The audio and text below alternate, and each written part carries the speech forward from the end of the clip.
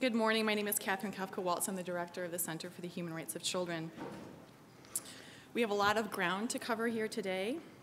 We are here to learn more about our public systems and how they, as well as research and promising practices to ensure that all children and families have access to a safe and healthy environment. Speaking of, we are very grateful to our speakers to be here with us today to educate us about their work, their challenges, and opportunities in working to provide our children a safe and healthy place to live and grow. I would like to begin briefly by providing some context to why we thought it was important to convene today's briefing, and also to highlight briefly some of the work that Loyola has been working on related to lead, healthy homes, and the environment. The mission of our center, the Center for the Human Rights of Children, is to advance and to protect the rights of children. More recently, we've been exploring the intersection of children's rights and health, particularly related to environmental toxins and a right to healthy environment.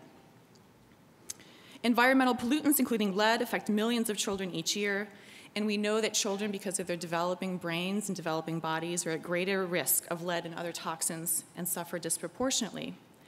The recent Flint lead crisis, as well as the crises around municipalities across the country, has shown us that access to clean water is not just a health issue, but a social justice issue, and also a human rights issue. We see that marginalized groups, especially children, are often at greater risk of lead and environmental contamination. Flint has also demonstrated the complexities about the role of both public and private agencies in ensuring that the spaces we live, work, and go to school don't pose a danger to our health. This is both a local and a global issue. Last year, the United Nations identified environmental protection as one of the key indicators of a nation-state's ability to ensure the future well-being of children around the world.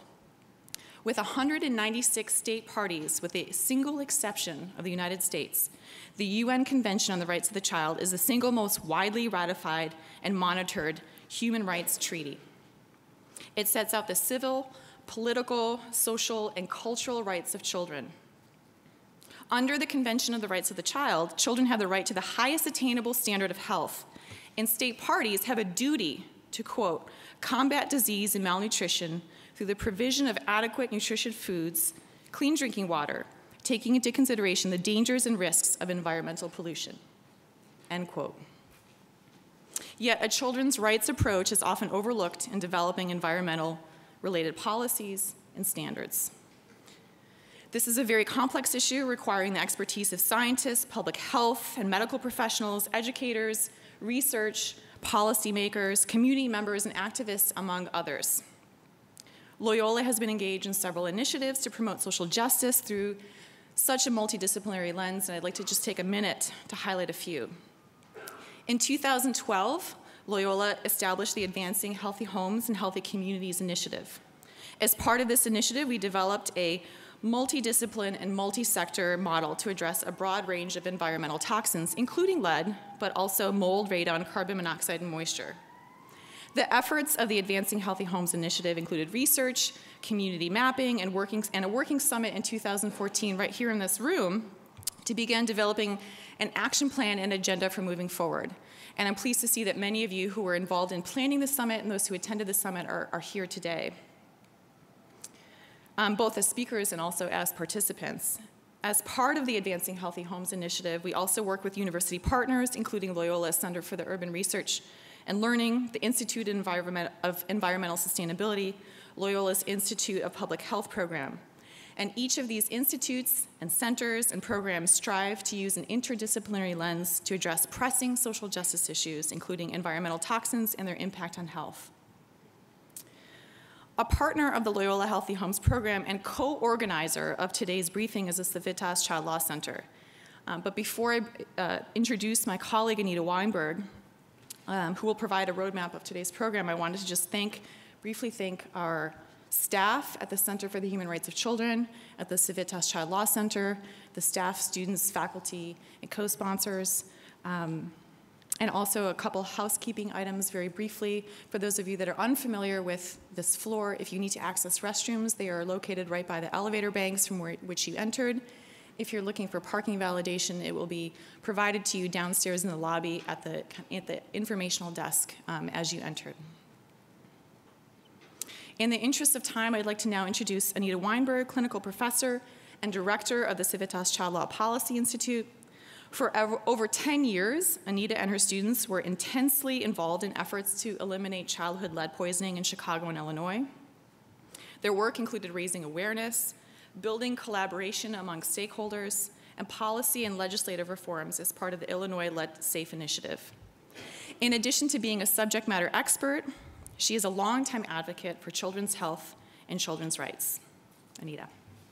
Thank you.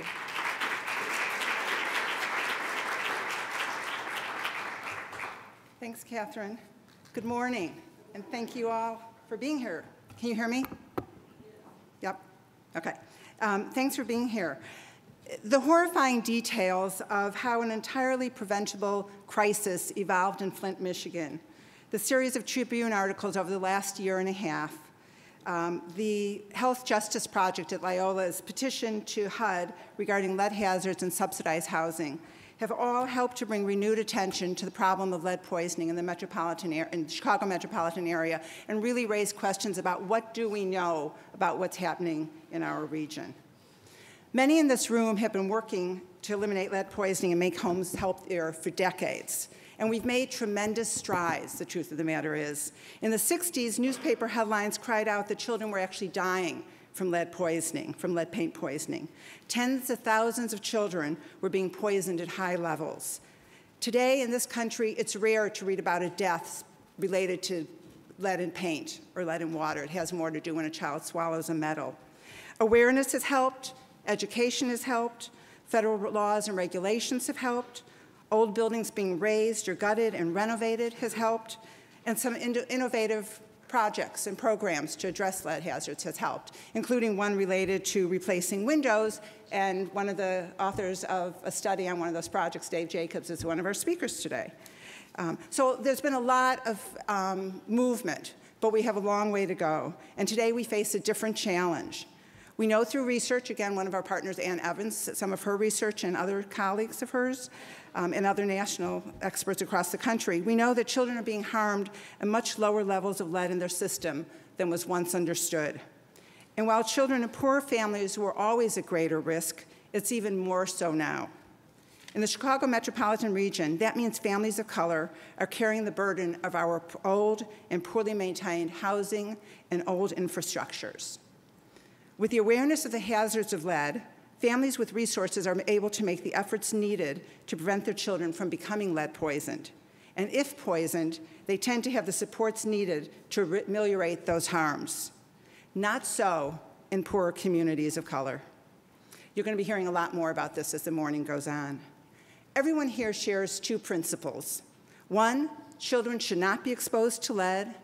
And two, if they are exposed, we need to ensure that their families have the supports and resources needed to mitigate the harm caused by those sources of lead.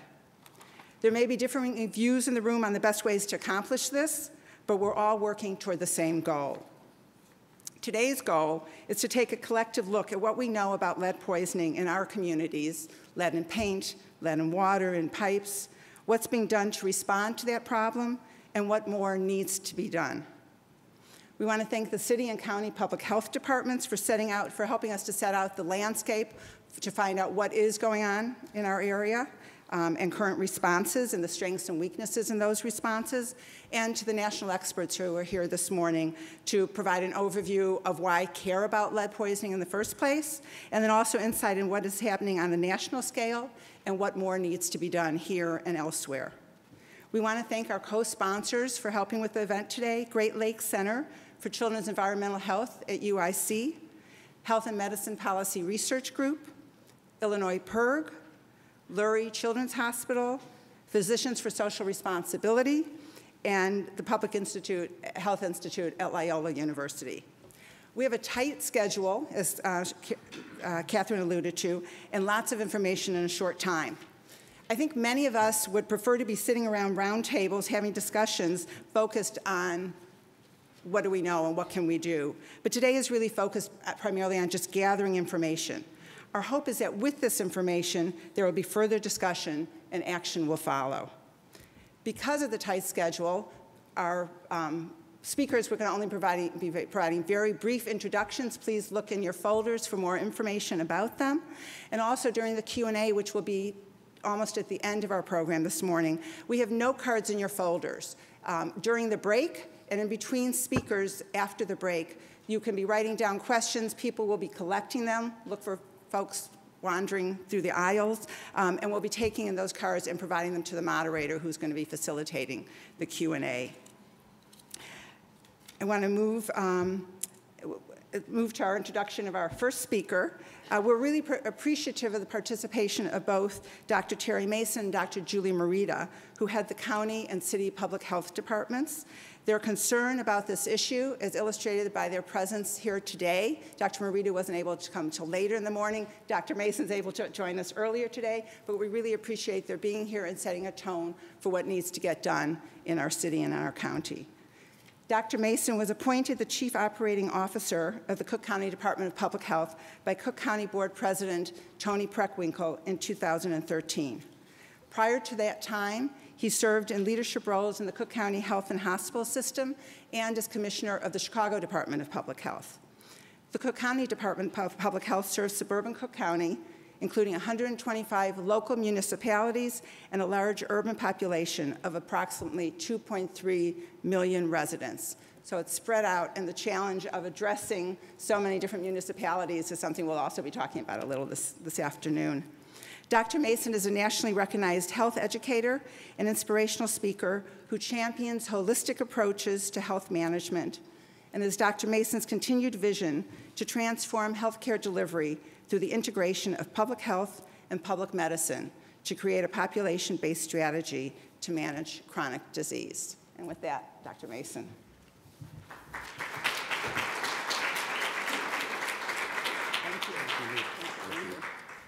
Thank you, Anita and Catherine.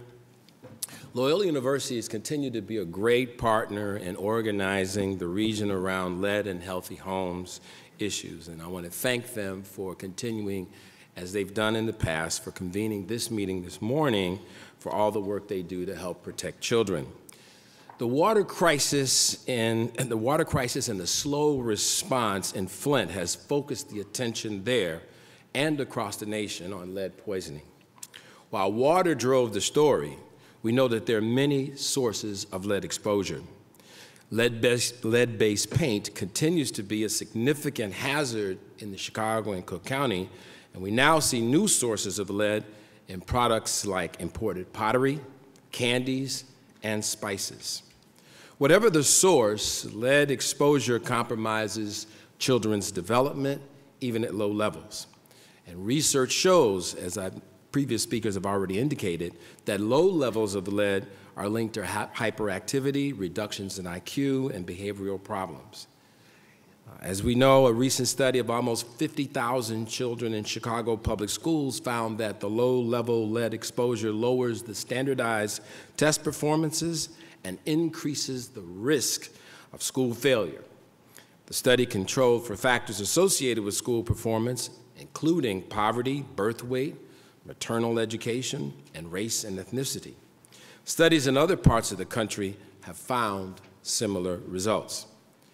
The question remains, what do we do to best protect our children, especially low-income children of color, from lead exposure? I'm glad to be here today to work together to create comprehensive approaches to addressing housing and the health of our communities. We'll talk about the programs that we have in Chicago and in suburban Cook County to address lead poisoning, and in discussing our surveillance activities, lead risk assessments, nursing case management, and policy and education activities, we can identify areas of strength, areas to address, items on which we can work together to make our responses more robust. Again, thank you to Loyola for convening this meeting, and thanks to all of you for your interest in improving the health of our region.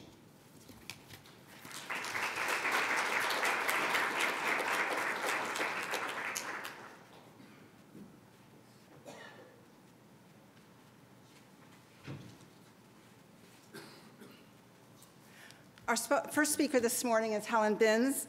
Dr. Binns is professor of pediatrics and preventive medicine at the Feinberg School of Medicine at Northwestern University, and she directs the lead evaluation and wellness and weight management program at Lurie Children's Hospital, Chicago. Helen has been working on this issue for decades and has been a remarkable partner with us, but the other thing I really want to say is that when you talk to families who have ended up going through the lead clinic, it's not only helping their child deal with the lead, but it's also helping with the emotional piece to that. And she is extraordinarily responsive to her patients, to advocates, to researchers, and is a researcher herself. So thank you. Great, thank you. How do I get to my slides here? Just click to exit. I'm not sure what to do. Oh, here. Okay, all right. Okay, great. This is a really quick overview of a lot of stuff, so hang tight here. So I first wanted just to give you the historical perspective of where we in the medical community are coming from, and really the decrease over time in what we have, when we have started to take action for blood lead levels, really has been dramatic. So even over my medical career, it's come down quite a ways. And here's where we are in where children in the U.S. have been in lead poisoning. In the late 70s, the average lead level of children in the U.S. was 14.9, of children 1.5. So overall, the nation as a whole, almost everybody had an elevated lead, and 88% of U.S. children had a blood lead above 10 or higher. So that is, dramatically more than where we are today. And then they got rid of lead in gasoline for the most part, although it's still in aviation fuel and some race car fuel. And where we are now in the latest National Health and Nutrition Examination Survey is that the average lead level of children in the U.S. is 1.3. So, wow, dramatic decreases we have seen here, but 2.6% of children have a lead of 5 or higher. You'll never again see percentages with 10 or higher because there aren't enough children in the NHANES to give you reliable statistics. This is a really important conceptual understanding slide of how lead enters the body and the system. Many adults have gotten their lead through inhalation, and that's how we got it when we had exposure to the gasoline. Most children get lead through ingestion, but the absorption is very variable depending upon nutritional status and upon whether you're fasting or not. When you first get the lead through ingestion, it all ends up in the red blood cell system in the blood. So you get a dramatic spike, due to that time period, and then over time, the lead is dispersed into the soft tissues. It has a little bit of excretion, but most of it, or 70% in a child, ends up in the bone where it persists a very long time with a half-life of 20 years. This is the scenario. When you have an acute exposure, your lead goes up, right? Short-term acute exposure, and then it goes down over the next month or so, so you hit a new body equilibrium. Versus in chronic long-term exposure, you have a level that's pretty consistent for a very long time period. When you get a blood lead measurement, it's kind of hard to know how to interpret it because there can be inherent error built into how the laboratories are working. The legally allowed error limit for a test is plus or minus 4. So if you get a laboratory value back that says the lead is 5, you know it's between 1 and 9, reliably. Most labs can get within plus or minus 2, but still a level of 4 is 3 to 6. It's still kind of a wide window. So I think what's important is that you really look at leads over time. And then for each laboratory, the limit of detection varies, and now a lot of laboratories or a lot of medical offices that we know of are using tabletop analysis methods where the limit of detection is about 3.3. So, you know, there is a wide window. When you get a laboratory back, you got to sort of look at it with a lot of precautions in mind. There is a bias for finger stick lead. It's really hard to do a venipuncture on a 1-year-old. You can do a finger stick, but on the whole, the bias is more elevated, a +1. So there is a lot of issues just related to the blood interpretation itself. And when, this is a very old slide from EPA, but I look at it because it really helps me understand how long these leads are going to be high. So if at time 0 you have a blood lead, let's say, that is 30, and that's the average lead for this child, it's the equilibrium state. If I can get rid of the blue line here, 100% of lead in that child's environment, the lead level will finally be to 15 1 year later, right? So, wow, lead just really sticks around. It has very slow excretion. Once you're high and you're in a steady state, it's going to be high for a while. Whoops. 3 slides just to show you also where we're coming. These present data over about a 10-year period between about 2000 and 2010 to show you the national statistics and that we are making progress. So the purple line here is the pre-50 housing, which is the highest risk housing, and we have come down. The national level here, blood level, is 1.3, which is the red line is the average, and we're making headway even in children who live in the oldest housing. We're making headway by race ethnicity groups. The split here is 1 between black and white children in the NHANES data, and now we're down to a split of 0.5. So we are making headway in the disparities related to lead. We're also making headway among children who are low income. So the purple, the split was 0.8, and now it's 0.4. So, we are addressing some of the disparity that has been there.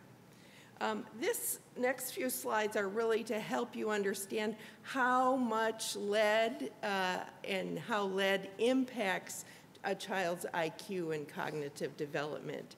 So this is a study where they took data from 7 longitudinal studies, and each of those studies alone did not have enough children who actually had a blood lead under 10 to say anything about blood leads under 10. So they did, in the pooled analysis, they had 1,300 children, and they created this slope here. So the slope is the decrease in IQ for a concurrent blood lead level. And what that means is the blood lead level drawn at the time of the IQ testing. And you can't really do IQ testing in a child until they're at least 5. So they looked at past leads and average leads, at peak leads, all of those. They are not as predictive as the blood lead at the time of the IQ testing. So the focus is not here in what's really these isolated events in the past. It's where you are now here at age 5 to 7 when these kids were tested. So, but interestingly, and sort of reconfirming what other studies had shown at this time, for an increase in this concurrent blood lead level from 2.4 to 10, right, you get a drop in IQ of about 4 points. When you go from 10 to 20, the curve sort of narrows down. You get a drop of about 2 points, and 20 to 30, you get a drop of 1 more point. Now, this study was able to adjust for a number of things, including the home score. This is a test of the social and the resources within the home to support the nurturing environment of the home. It added birth weight, maternal IQ, and maternal education, which are very strong predictors of how the children are going to do in their early preschool years. Here's a study from Mexico. This is looked at IQ when children were 6 to 10 years of age, and with blood lead concentration of the mother at 28 weeks gestation. And this also has the same sort of curve with a steeper slope in the early blood lead periods and more flattening as you go out. Two things I wanted to point out is really that when you look at this, you think for any individual child, this scatter plot is all over the place. A single blood lead cannot predict what that child's IQ is. There are too many other factors going on. And this curve also was able to adjust for maternal IQ, sex, birth weight, socioeconomic status, and blood lead levels at all other ages, which were not significant factors in the model.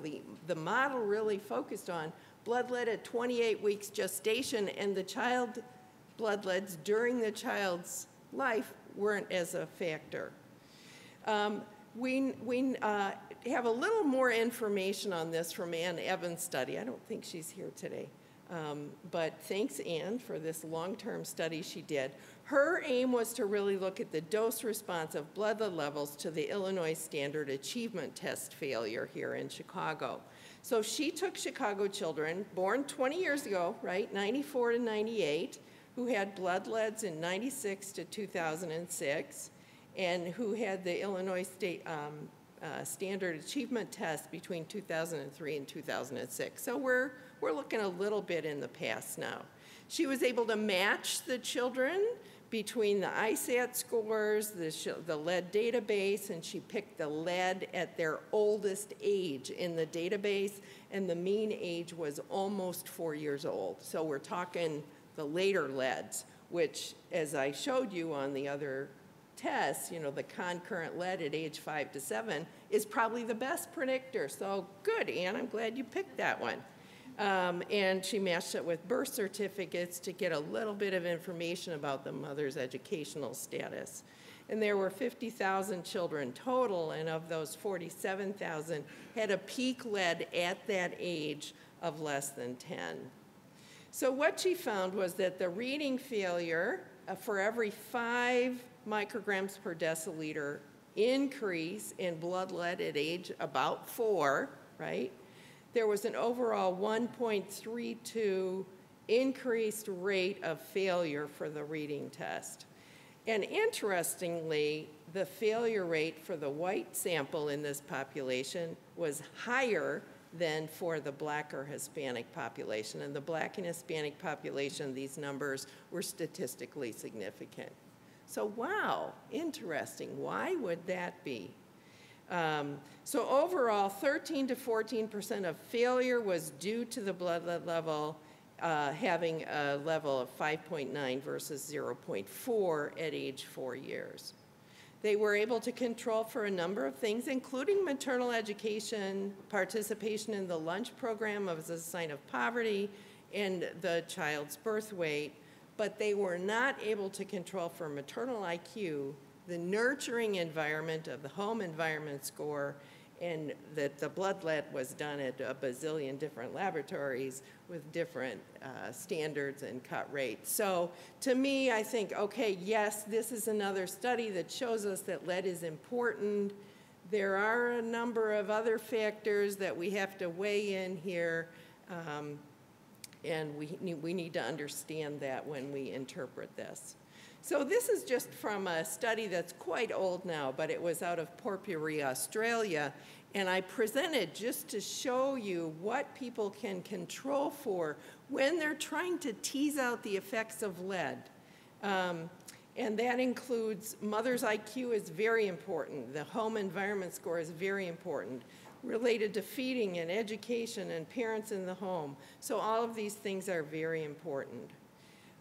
This study is pretty recent, but I present it to you because it gives me and gives parents hope. They were trying to determine, are the negative effects of lead affected by the quality of the home environment measured by the maternal support for homework and extracurricular activities. And this was a sample in Mexico where the average maternal education was 6th grade. And what they concluded was that when the parents are involved and concerned, it can mediate the effects of lead on the child health behavior outcomes for both cognition and behavior. And that the mother's educational level was really much less of a factor than their focus on support for their children. So I think we can really make a difference. Here's what the pictures are of lead. Lead is prominent and it's all over. It's really in our houses all over Chicago, and especially with 67% of pre-1940 homes assessed to be having a housing-based lead risk paint factor, but it really is across all housing ages. And children are particularly exposed at windows and porches and in soil, and we are tracking it in here.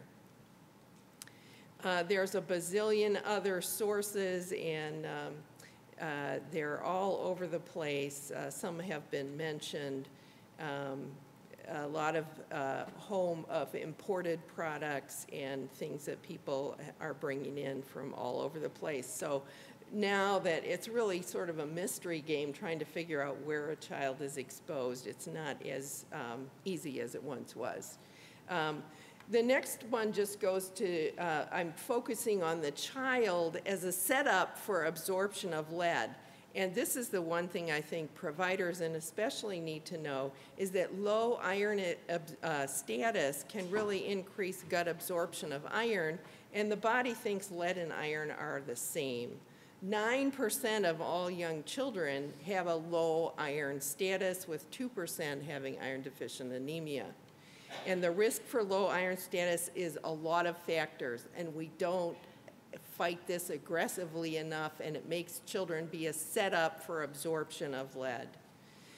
There is a recommendation for providers to look at ferritin in this high-risk group, and in the patients I have seen over the last few years, 16% of children have a very, very low ferritin, and 30% have a low ferritin, which I think the ferritin needs to be at least 24 and preferably 50. Most often, these children have a normal hemoglobin status, so providers who are looking at hemoglobin are missing child as a setup for lead absorption. Our water limit is 15, and there is a study in, these are pregnant women whose blood leads were 3 and 2.4. These are out of Germany, and they lowered their water by having one group use flushed water and one group use bottled water. You can lower your lead level a little bit by that means. In a study in Montreal, they were using a 5-minute flush sample, and then they let the water sit for 30 minutes and took repeated samples. The mean water lead was 1.6, which is really, really low, right? The flush sample was a little lower, 0.89. The stagnant water after 30 minutes is 2.2. And the water in the summer when the pipes are hotter versus winter is a little higher, about 6 higher. So there are different factors that influence water. These children in the sample had a lead of 1.3, and their leads are up just a little bit related to the water by 1.1%. So really, in conclusion, our lead levels, we know, historically have continued to fall. We think lead exposure matters, but we also can help parents fight back. They don't have to think they're doomed. And I think really prevention is multifaceted. It goes from the medical community to the public health community to the construction community. It really has to address all. Okay, thank you.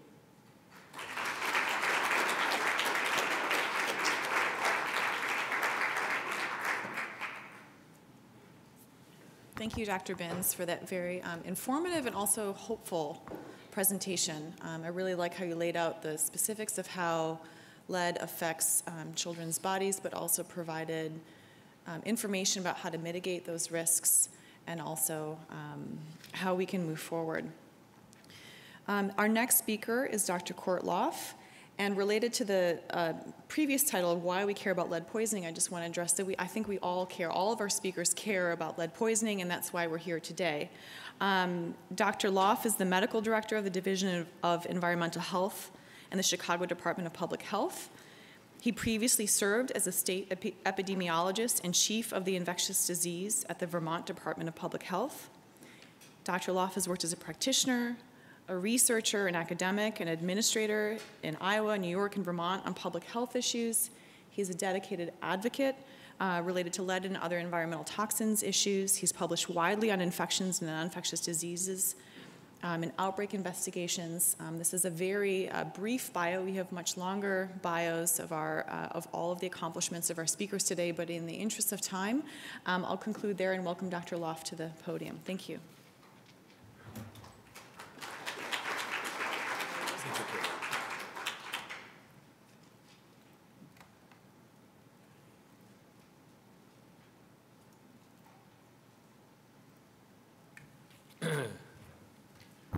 Okay, everybody hear me okay? I might have to squat down a little bit here there we go. So thank you, Catherine, for the nice introduction, and for Anita and you as well for organizing this great session, and for all of you here today to come and listen to this. Let's see here.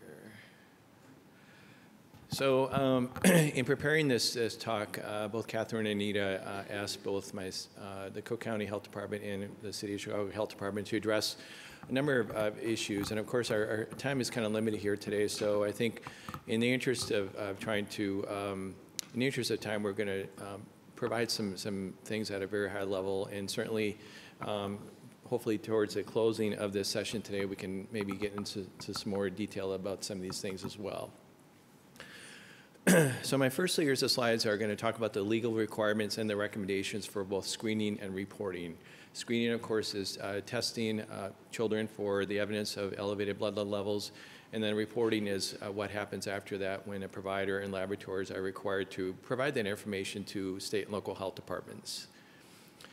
So first at the federal level, so federal law through the Center for Medicaid and for Medicare and Medicaid Services requires that all Medicaid enrolled children 12 and 24 months of age be screened for lead poisoning. For those children who have not been screened at ages 12 and 24 months, then Medicaid requires that a child be screened between the ages of 36 and 72 months. And this screening requirement is a part of the EPSDT benefit which all Medicaid eligible children are entitled to. So very interesting, very lately, I should say, CMS CMS came up with a new policy whereby states may actually apply to them to be granted the ability to do more targeted screening of Medicaid and eligible children if the states had sufficient evidence to actually support that change. Currently, that is not the case here in Illinois. So in Illinois, all Medicaid enrolled children are required by CMS to be screened at these various different age levels. And the nice thing about this is that there's also a provider bonus. So if providers of Medicaid enrolled children meet certain thresholds, then Medicaid will actually provide them with a bonus. So at the state level, we operate under the Illinois Lead Poisoning Prevention Act and the corresponding code. Basically, what the act and code says is that all children 6 months to 6 years of age should be tested or screened for lead poisoning if the child resides in a high-risk area. Older children and as well as pregnant persons may also be tested, and this includes older children as part of the school health exam if the provider feels that the child is at high risk of lead poisoning. Of course, the federal law for Medicaid enrolled children applies here in Illinois as it does elsewhere around the country. Additionally, all children must receive a screening blood test prior to admission to a child care facility. So this is just another way of ensuring that children are being screened for lead. And then lastly, as part of efforts to try to educate parents about lead, child care facilities that participate in the Illinois Child Care Assistance Program are required to annually send or deliver to parents or guardians of children enrolled in the facility's care an informational pamphlet regarding awareness of lead poisoning. And lastly, wrapping up here, what happens in Chicago. So, of course, in the city of Chicago, we're governed by the Chicago Municipal Code. That code basically says the same thing that the state Act says regarding testing, in that all children must receive a screening blood lead test prior to admission to a child care facility, including kindergarten, and subsequently during required physical exams. Again, this is the same as the state law. There's also a provision in our code that requires education and information to go out to parents of children enrolled in daycare centers, daycare homes, preschools, nursery schools, and kindergartens, or other child care facilities licensed or approved by the state. And then lastly, I just want to close up with what the recommendations are here in Chicago for screening. So these screening guidelines were put in place back in the early 2000s. They're currently active, and they're actually quite extensive screening recommendations. The goal here is to try to capture children as soon as they're more at ages. The goal here is to do as much screening when a child is less than 3 years of age, to try to capture when that child might start to be exposed to lead. That way you can step in and intervene on behalf of that child to prevent further exposure to that child and to their siblings. So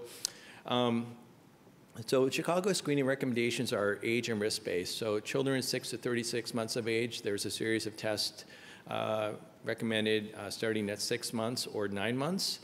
And then children 4 to 6 years of age, screening blood lead tests should be done annually unless that child has a prior history of at least 2 annual blood tests less than 10.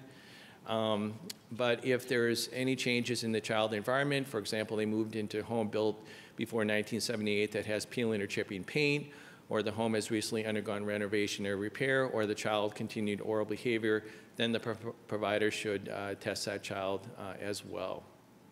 And of course, there's additional guidelines for follow-up testing on children with abnormal levels.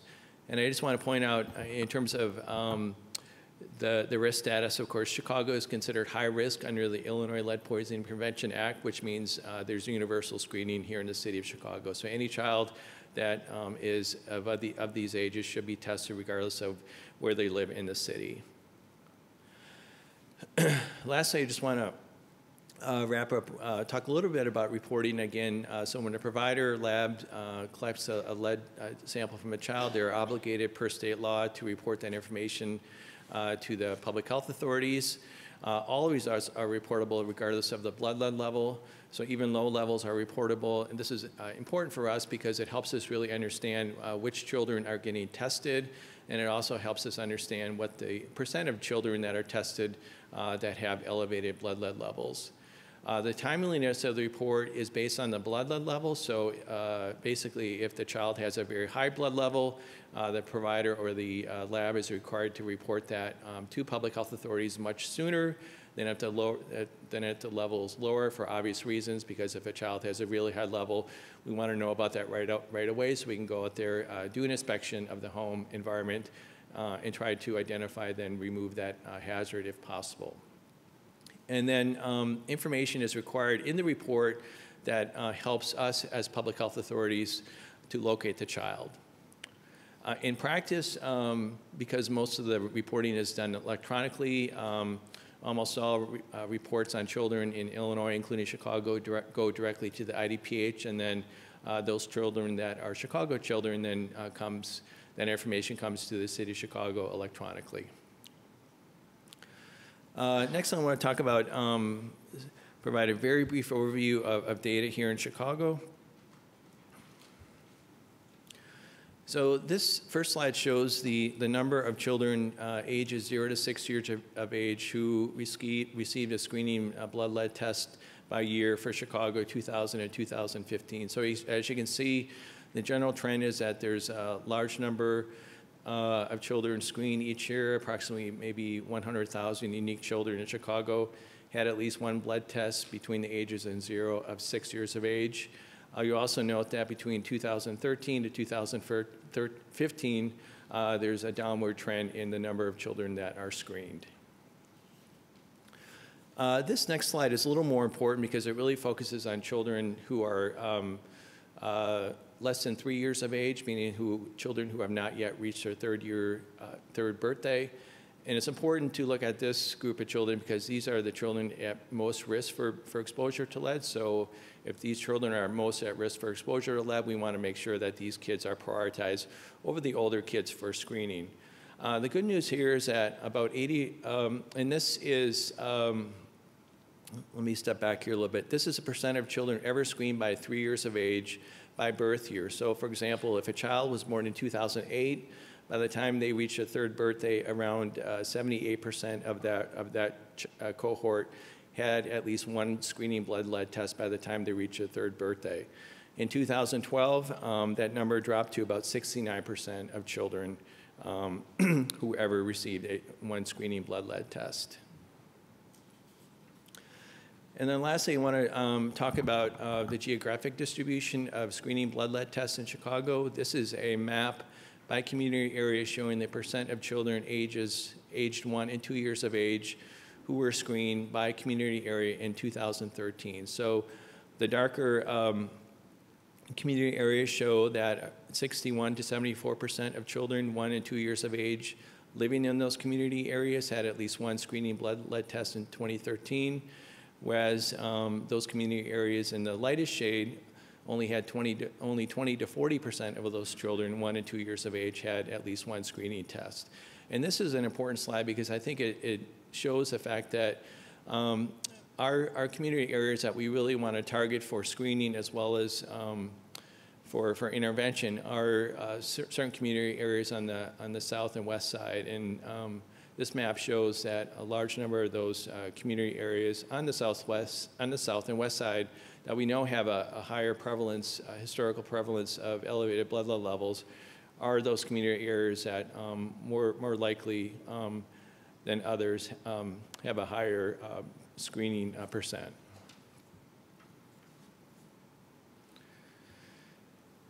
Next, I want to turn my attention to talking about the results of those screening efforts, meaning what are the blood lead levels of kids that have been screened. This first slide shows the percent and number of children 0 to 6 years of age who are screened that had a blood lead level of greater than or equal to 10. And these data are from 1997 to 2015. And as was indicated by Dr. Bin's presentation, we've seen dramatic declines in the numbers of children as well as the percent of children tested that had elevated blood lead levels. So if you look back in 1997, about 25% of children screened in Chicago had levels of 10 or greater. Now in 2015, that number is 0.7%. This next slide is very similar to the first, but we're focusing here on blood lead levels of 5 or greater. Obviously, the lower levels you go, the higher numbers of kids are going to have an elevated blood lead level. So back in 1997, around 70% of children screened in Chicago had blood lead levels of 5 or greater. That number has dropped to 3% in 2015. So again, we've seen dramatic declines in the numbers of children and percent of children tested that have had elevated blood lead levels. So obviously, that is very good news. But I think that the problem remains is that we have significant disparities here in the city of Chicago, and that those disparities are reflected here on this map, which shows the percent of children under 3 years of age with blood lead levels greater than 6 by community area for the year 2014. And again, you see certain community areas on the far west and south side that have disproportionately elevated levels of blood lead levels. So I think, again, despite the dramatic successes in lowering children's blood lead level over the last decade or so, Chicago, like many other areas, still has significant problems, especially in certain geographic areas of the city. In my few next remarks, I just want to go through a few other data points. I want to show a little bit about housing data. Again, as we all know, Chicago has a large percent of very old housing stock. In fact, around 50% of the housing stock was built before 1940. And again, if that housing stock is more likely to have lead-based paint, and if it's not maintained properly, then that can create lead-based paint hazards.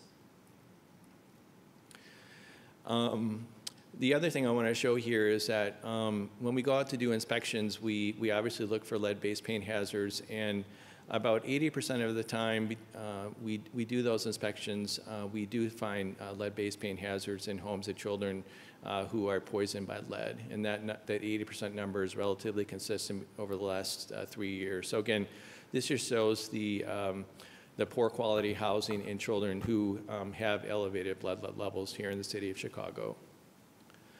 I want to talk very briefly about a study that we conducted with the Chicago Department of Water Management that helps us to begin to understand what the impact of drinking water is on children who have lead poisoning in the city.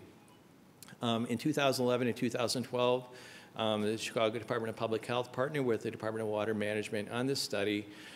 In addition to doing our usual inspections for lead-based paint hazards, our inspectors collected water from 173 homes of children who had elevated blood lead levels. We collected the first and the sixth liter to try to catch potential spikes from water that have been in direct contact with the lead service line, if that lead service line was present in those homes. Of the 173 homes, only 12 had levels of lead greater than or equal to 15. All these 15 were retested, and only 2 continued to have levels of 15 or greater. One of these homes was in mid-renovation, had fixtures that contained lead, and lead-based paint hazards were identified. The second unit was unoccupied that had stagnant water, so the lead dropped quickly after the first draw. The other 10 were likely contaminated by our inspectors during the sampling process. So again, although this is a very small study, it does show that there's, at least with this study, that there was not a correlation between children's blood lead levels and presence of lead in drinking water. So I quickly want to talk about a few other issues here before I close up. 1 minute, great. The health department is really trying to look at other ways of trying to address childhood lead poisoning other than just being reactive and going out to inspect homes of kids with lead poisoning. One of the interesting ways of doing this is that we're partnering with the University of Chicago Center for Data Science and Public Policy to do what's called the predictive analytics. And this is a project where we do predictive modeling to try to help identify and predict children at risk of lead poisoning by identifying the addresses at greatest risk of having lead-based paint hazards and young children living there. And this week, we're going to actually be working to try to actually validate that model. There's a number of other collaborations and projects that we're currently involved in on. We're continue to work closely with the Chicago Housing Authority and the Housing Choice Voucher Program to really help understand the impact of lead poisoning on children who live in Housing Choice Voucher Program housing. We're continuing our partnership with the Chicago Department of Water Management by shortly unveiling a new project where anytime we go in to inspect a home of a child with a lead-based with elevated blood lead level, we're going to be drawing water samples and having those water samples tested for lead. We're in partnership with the Chicago Public Schools to make sure that there are no lead-based paint hazards in these schools. We're partnering with a nonprofit organization called Ideas 42, which is currently based out of the mayor's office, to also do more preventive-based inspections and try to look at some models for behavioral intervention as well. And we recently unveiled a hardware store project where we are providing information to hardware stores to try to educate their customers about lead-based paint hazards and the renovation, repair, and painting rule. So I think that's my time, right? Great, thank you.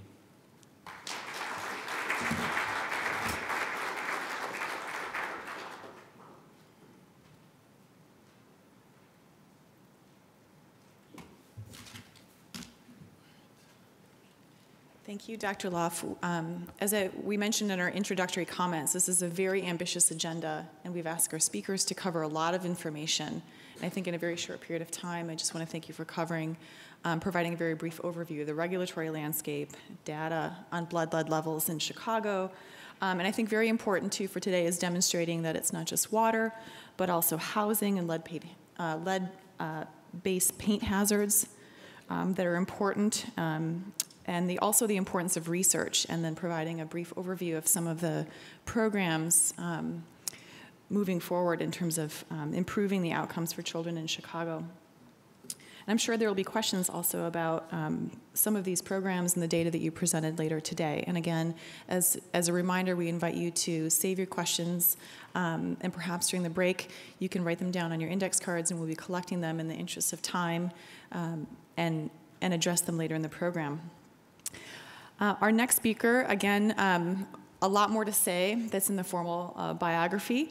Deanna DeRica has been leading the lead poisoning prevention and healthy homes unit at the Cook County Department of Public Health for 5 years. Her work in the unit centers on building support for healthy housing in the region and also includes work on early childhood, quality improvement, and chronic disease-related initiatives. Before coming to CCDPH, she worked on early childhood health and education policy as a staffer in the Governor's Office of Early Childhood Development and as a senior policy associate at the OUNSA Prevention Fund. Welcome, Deanna.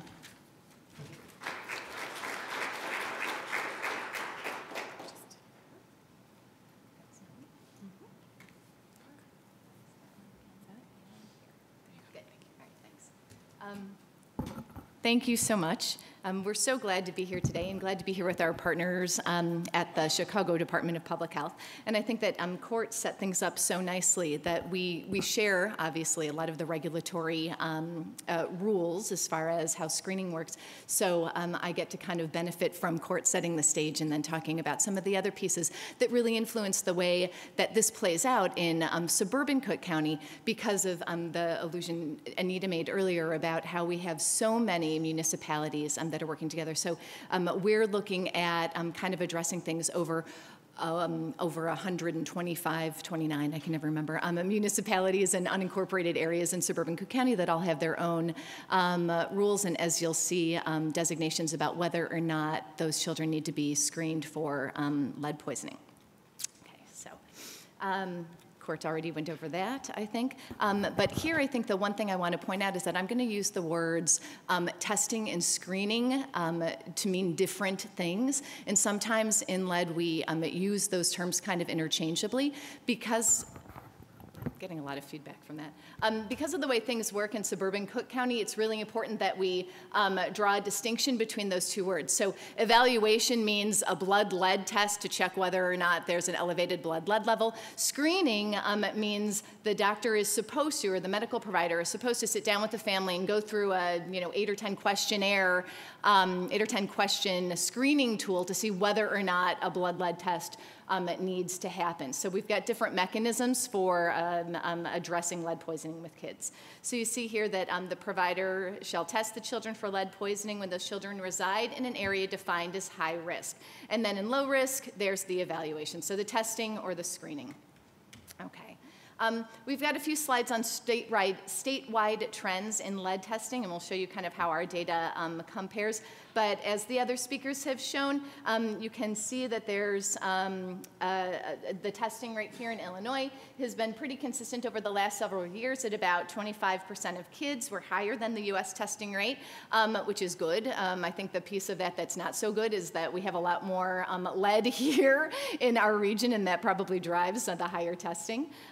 Illinois and US children tested, and these are blood leads at 5, right? So a venous blood lead of 10 in Illinois triggers a public health intervention. In our rule right now, even though there's been since 2012, I think the CDC advisory panel on childhood lead poisoning has recommended interventions at lower levels because of all of that evidence you've been hearing about the way that really low lead levels affect children's development, that intervention should be happening as early and as low levels as we can. In Illinois, the law is still 10. And so you can see here, lead levels are the blue lines for 10 micrograms per deciliter, and then these kind of stripy bars are when Illinois started to take a look at 5 micrograms per deciliter over time. So you'll see, as our other speakers were talking about, how lead levels are consistently going down, but we still have this issue, right, with a lot of kids who have this, 5 or greater blood lead level where we're not intervening, but we know we probably should, and we know that kids are affected, right? So while those numbers are going down, and lead is kind of one of those success stories in public health, we know that there's still a lot of work to do because of the way that lead affects kids at really low levels. Okay, so again, those differences between evaluation and screening. The evaluation is performed using this questionnaire, and this should happen on children before they attend a licensed childcare, school, or kindergarten as required by the law, as court reviewed for you. Testing is required for children residing in IDPH-designated high-risk zip codes. Now, within our jurisdiction in suburban Cook County, only 12 of our 129 municipalities are designated as high-risk zip codes. You saw in court's information that every single zip code in Chicago is designated a high-risk zip. So there's a requirement for testing children who live in Chicago, but just the west side of Austin Avenue, for instance, you might not have to be tested, or just south of, I don't know what the border is on the south side, sorry, Southsiders. The children who answer yes or I don't know to any question on that screening tool are supposed to be tested, and then any child who's Medicaid eligible. Now, unlike the city of Chicago that has that kind of more robust periodicity for testing, in suburban Cook County we are regulated by the state law that says at 12 and 24 months is when those tests happen. So we don't have that same kind of intensity around 3, 6, 9, 12 months for required testing.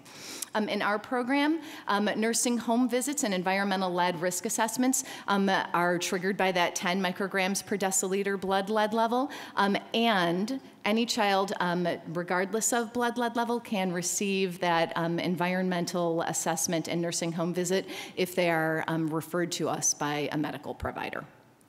So that kind of sets the stage. This is so weird. So we took a little, we've been looking at some data from 2004 to 2013, and I'll share a little bit of the preliminary information that we've been able to glean from that data. So in that time period, we had 45,000 children who had blood lead levels of between 5 and 9. So we're talking about a significant number of kids who reside within suburban Cook County who have blood levels that we know are affecting their development, who are not legally entitled to services in the state of Illinois, right? So our law has not yet caught up with the science for what we know is good for kids. In that same time period, around 7,000 kids are 10 or greater. So again, while those numbers are going down and we see those bars in the chart kind of with that reassuring slope where we know fewer and fewer kids are being affected, we're still talking about over 7,000 kids who have had significant, impacts on their developmental, cognitive, emotional, behavioral development because of lead. And then you see we kind of broke that same 52,000 kids down for the kids younger than 3. So we see 50% of the kids were younger than 3 in that sample. Okay. So this is just a comparison, again, and thinking about the way the law kind of drives who gets screened, who gets tested. In suburban Cook County, in 2014, we had almost 25,000 children receive the blood lead test, and you can see the results of those tests there. In Chicago, almost double that. Again, when we're talking about kind of similar populations, you'd think that the screening would be similar. We think really that incongruity in the who is required to have the blood lead test is really bearing out in some of this data. We've got a couple maps here to show a little bit of where we know some of the risk to be. And like Court talked about, and really wanting to move from we're going to respond to a problem posture to a we want to prevent the problem before it begins posture. This kind of data is really important because it helps to really center the work that we're doing in areas where the risk is greatest. So this is a slide that shows us incidence of blood leads 10 and greater. in suburban Cook County. So see, we don't have any Chicago data there. Court shared that with you before with his community areas. And the red and orange areas are the areas where the incidence is highest. We've got Cicero and Berwyn being kind of a hot area, Melrose Park, and the south side, Harvey, Chicago Heights. Interestingly, the west zip codes there, where we see a lot of lead poisoning, are high-risk zip codes as designated by the state, so we know that those kids at least are supposed to be getting blood lead tests. On the south side, we have many fewer zip codes that are high-risk zip codes as designated by the state. So legally, a provider would not need to test that child unless they were Medicaid eligible or answered a yes on that screening tool. But I think that any parent here in the room anecdotally can provide some evidence to the fact that doctors don't always provide those screening tools to parents. They don't ask those questions. And as Dr. Bin said, it's really hard to get a venous on a young child, right? And so sometimes the easier thing is to just kind of wait and see if that happens at the next appointment, all right? And there we go. And we've got the same kind of map with incidence at 5 to 9. So we took a look at those lower leads. Again, you see some of those west side zip codes as being places where we know that the incidence is high. And then again in the south. So these, we're going through our health planning process in suburban Cook County right now with our health department. And truly, in thinking about where we need to focus our work, this is kind of a refrain that we talk about a lot. We talk about west side communities, we talk about south side communities, right? And this we talk about when we're talking about chronic disease, how there are health disparities in these areas. It's similar now when we're talking about lead, right? So we know that issues are similar in communities that are vulnerable, whether we're talking about lead or chronic disease or food insecurity, whatever it might be. And so it really is important to kind of use the surveillance data, not just to kind of trot it out at meetings like this and be excited about the bar charts and maps we can make, but to really let that drive program and policy so that we're putting our resources where our most vulnerable children will benefit the most. I've been talking a little bit about this high-risk zip thing in Illinois. So you see those 12 zip codes at the top are the 12 zip codes within suburban Cook County, our health department's jurisdiction, that are designated as high-risk zip codes. So you've got Kenilworth, River Forest, and then you have Cicero, Berwyn, Hometown, Blue Island, Maywood, Bellwood. So you can kind of see those zip codes. These are the ones where if a children shows up at the doctor's office and lives in 60402, you're supposed to get a blood lead test. Again, we know that that doesn't always happen, right? Because I'm not sure how actively physicians are monitoring what zip code their patient comes from. If you can imagine a multi-community practice, keeping track of every zip code every patient shows up with might not be the easiest thing to do. And interestingly, when you look at some of the data, and this was data that we pulled from the Lead Risk Index, which is a national data site that has put together estimates for prevalence for lead poisoning, the zip codes that are not considered high risk by the state and therefore testing is not required are very similar looking to those ones above it, to the ones that are the high risk zips where kids are supposed to get blood lead tests. So if they look the same, right, one would think that perhaps the policy and practice should be the same, that screening and testing should happen here as well.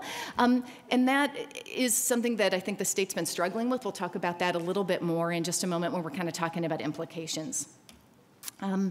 We've got a map here. We talked about where the lead was. So if you remember that, this is children under the age 5 below the federal poverty level. So you see the darker colors are kind of in those similar places where we saw the dark colors for where we saw the most lead.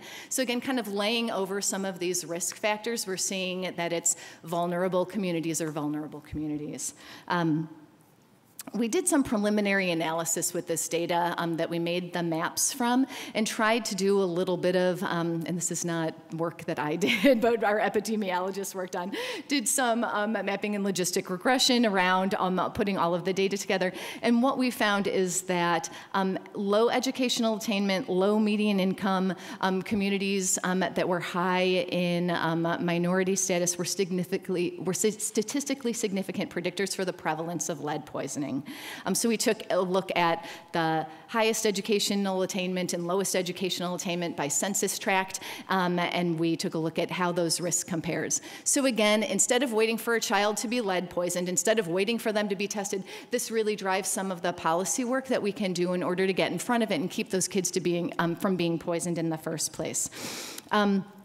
Recently, a working group at IDPH revisited that high-risk zip code designation and discussed other better approaches, and frankly didn't really come up with anything. Kind of said, we know that generally everybody who's living in a pre-1978 home in Illinois may be at risk. There could be some paint that is, kind of degenerating there, and that may be a way to think about it. Oh, maybe it's this kind of, minority or poverty or educational attainment stuff. Nobody came up with anything yet as a better way of thinking about it.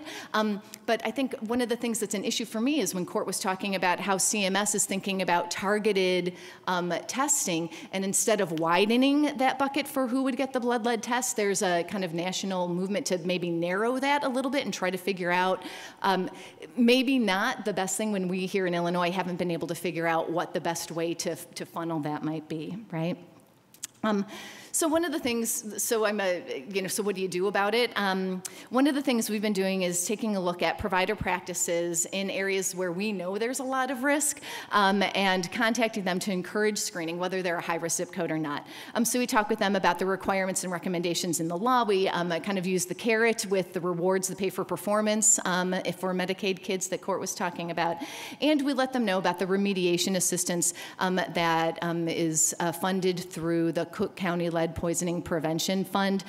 We fund some projects in Chicago and in Evanston, this year in Oak Park as well, and then in suburban Cook County to remediate lead hazards, to try to encourage providers to do that testing, because there is indeed something they can do about it after that. If lead hazards are found, there's assistance for low-income families to help remediate those hazards. Really quickly, because I've already gotten the 5-minute hook there. Here's a slide that just takes a look at how many housing units are census does pre-1980 instead of that pre-1978 number, so it's not totally clean, but we've got over 700,000 pre-1980 units in suburban Cook County, almost 150,000 pre-1940. In public housing, again, because of the attention that's been on that in the media, we did some analysis and took a look. Data from our Stellar was examined to see if there were any past cases who resided in any housing authority of Cook County homes, and found that there were no, that they were not the residents of record for any open lead poisoning cases.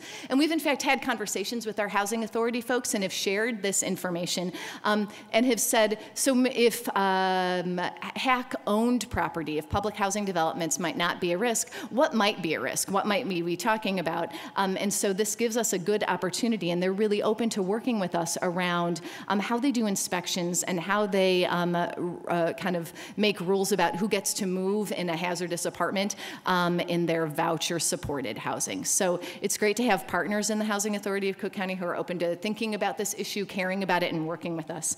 Can I have one more minute? I'm sorry. Court provided some information about sources of lead exposure. Again, like Chicago and suburban Cook County, the source of lead exposure is overwhelmingly paint-based hazards. When we took a look at the last 4 or 5 years of data, about 65% of our exposures were lead-based paint. Interestingly, almost 25% of our exposures were things that were not paint. Pottery, imported pottery, particularly from Mexico, candies, makeup, spices, home remedies. So we're seeing a lot of kind of culturally based products that are presenting risks for kids in suburban Cook County, and our inspectors are getting better and better at kind of quizzing families to identify those sources. So in suburban Cook County, water testing is a different animal than in the city. The Illinois Department of Public Health has jurisdiction over non-community water supply testing, which are parks and schools. The EPA has jurisdiction over community water supplies, and you can see what designates that. Community water systems have to test for lead and copper every 6 months. They can do it less frequently if they have no history of violations. Compliance is based on the 90th percentile, so they look at all their samples, and if 90% of them are below 15 parts per billion, then they're okay. There's a link there to show you where those results are aggregated. This discussion around Flint and lead, and then knowing we were coming here to talk about what's going on with water systems and lead, has really opened up some opportunities as we've talked to some partners in IDPH and the EPA to figure out how we can better collaborate with those 129 community water systems within suburban Cook County to figure out how they're doing their required outreach and education after they do testing in their communities in order to make sure that folks have the information they need and understand what that means when a sample may come back high. This is my last slide. So again, in kind of that now looking ahead and what do we do with all of the surveillance information and how do we let the data drive practice? I spoke a little bit about that Housing Authority with Cook County partnership that we're really excited about. We've been partnering with the Cook County Bureau of Economic Development as well as municipalities and municipal groups like the South Suburban Mayors and Managers Association, the Metropolitan Mayors Caucus. You can imagine if we have 129 different municipalities, 129 different mayors, and many, many different communities who are writing their own community development block grant applications and are supposed to be paying attention to lead poisoning in their communities. There's a lot of variability over what folks are doing in all of those places. So to work with some of these associations that aggregate those folks, put them together, and help to disseminate best practices is a really important step in being able to reach more than just one mayor at a time. Like the City of Chicago, we hope to embark on a risk and predictive model with the University of Chicago and with our partners at CDPH. We're moving forward on one of the recommendations that came out of the summit in 2014 to look at how we can incorporate visual inspections into work that other folks are doing, home visitors, for instance, when they go out into homes. That was fast. Sorry. Oh. I want to thank you, Deanna, and our speakers today. We have created a very ambitious agenda, and we've asked them to cover a lot in a short period of time, so thank you for speaking 90 miles an hour, and we hope that it's not disruptive to those of you to follow. Again, I think your talk gave highlighted the importance of data and the relationship to policy and promoting good policy around lead prevention. I think you also demonstrated that, again, the related earlier comments that this is really a social justice issue, human rights issue, and looking at lead is related to other health disparities and some of the overlap there. And I think I really like that you ended your talk with some of the successes, but also being very frank and honest about opportunities for improvement and some of the gaps. And opportunities for collaboration and action with several other agencies, both public and private. So thank you very much. We look forward to continuing this conversation after a 10-minute break. We are so tight on time, we're going to be really diligent about that 10 minutes. So help yourself to refreshments. The restrooms, as I mentioned, are by the elevator banks. Validate your parking, and we'll see you back in 10 minutes. Thank you. We're going to get started. If you could take your seats, because if you haven't already figured out, and as Catherine keeps saying, we have an extremely tight schedule, an enormous amount of information we're trying to cover.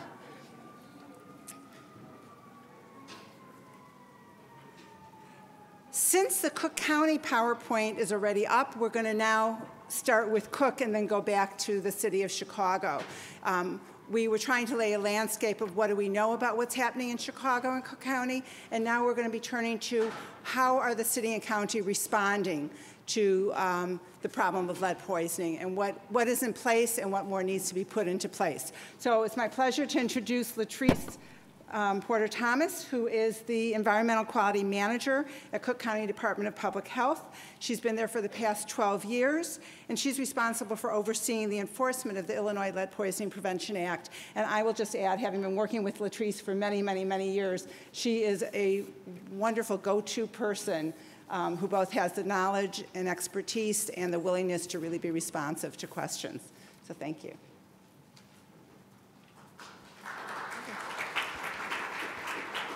Well, thank you very much, Anita and Catherine, for inviting us to speak. I really appreciate it. Since like Nita said, since our presentation was up, I said, can we just go ahead and go first? Although that means that I don't get to benefit from, being able to say ditto to everything Kurt said and just abandon my presentation. So I'm going to talk about what we do in suburban Cook County. Gosh, you're getting feedback. Suburban Cook County, when we do receive a report of a child who has a blood lead level greater than 10. So in Suburban Cook, we do have a multidisciplinary team that handle our lead poisoning prevention program. It's a collaboration of 3 units within our department: our environmental health services unit, our lead poisoning prevention unit, as well as our integrated health services, which is our nursing unit. So our environmental unit, basically our client is the home. So we are, performing the lead risk assessments, issuing mitigation notices, clearing the properties when they're remediated, and we work closely with a general contractor in administrating our lead poisoning prevention grant, which is actually done through the lead poisoning prevention unit. They are the ones who bring in our cases, who refer them out to both nursing and environmental. They do a lot of outreach and education in addition to managing that grant. And they also manage the contractor process and the bidding. And our nursing are the ones who do our case management of our children. And I'm going to go over these a little bit further. So as I stated, environmental health services, our client is the home. And for our nursing, their client is the child. So they are the ones who follow the kid. I am going to apologize for this slide. I know it is very busy, but it's the only way I could kind of really outline how this process goes. I'm going to walk you through this, so hopefully it makes a lot more sense by the end of the talk. So as Deanna mentioned, a referral is triggered when a child has a blood lead level of 10 or greater. And so that referral comes from our lead poisoning prevention unit. It is sent out to both environmental and nursing. And so once we receive that, it is assigned to a lead risk assessor. The lead risk assessor makes attempts to try and contact the guardian or the parent who is listed on the referral. I'm sorry. And so depending on the lead level, depends on the amount of time that it takes that they have to make that contact. So the higher the level, the less amount of time we expect them to make that contact with the child. But most of the times that contact is made within 1 to 2 days of the receipt of the referral. So once we schedule that inspection, so let's just go down to the left side of the screen. If we are not able to schedule the inspection, so the no. The lead risk assessor tries to make at least 3 phone attempts to get in contact with the family to try and schedule that inspection.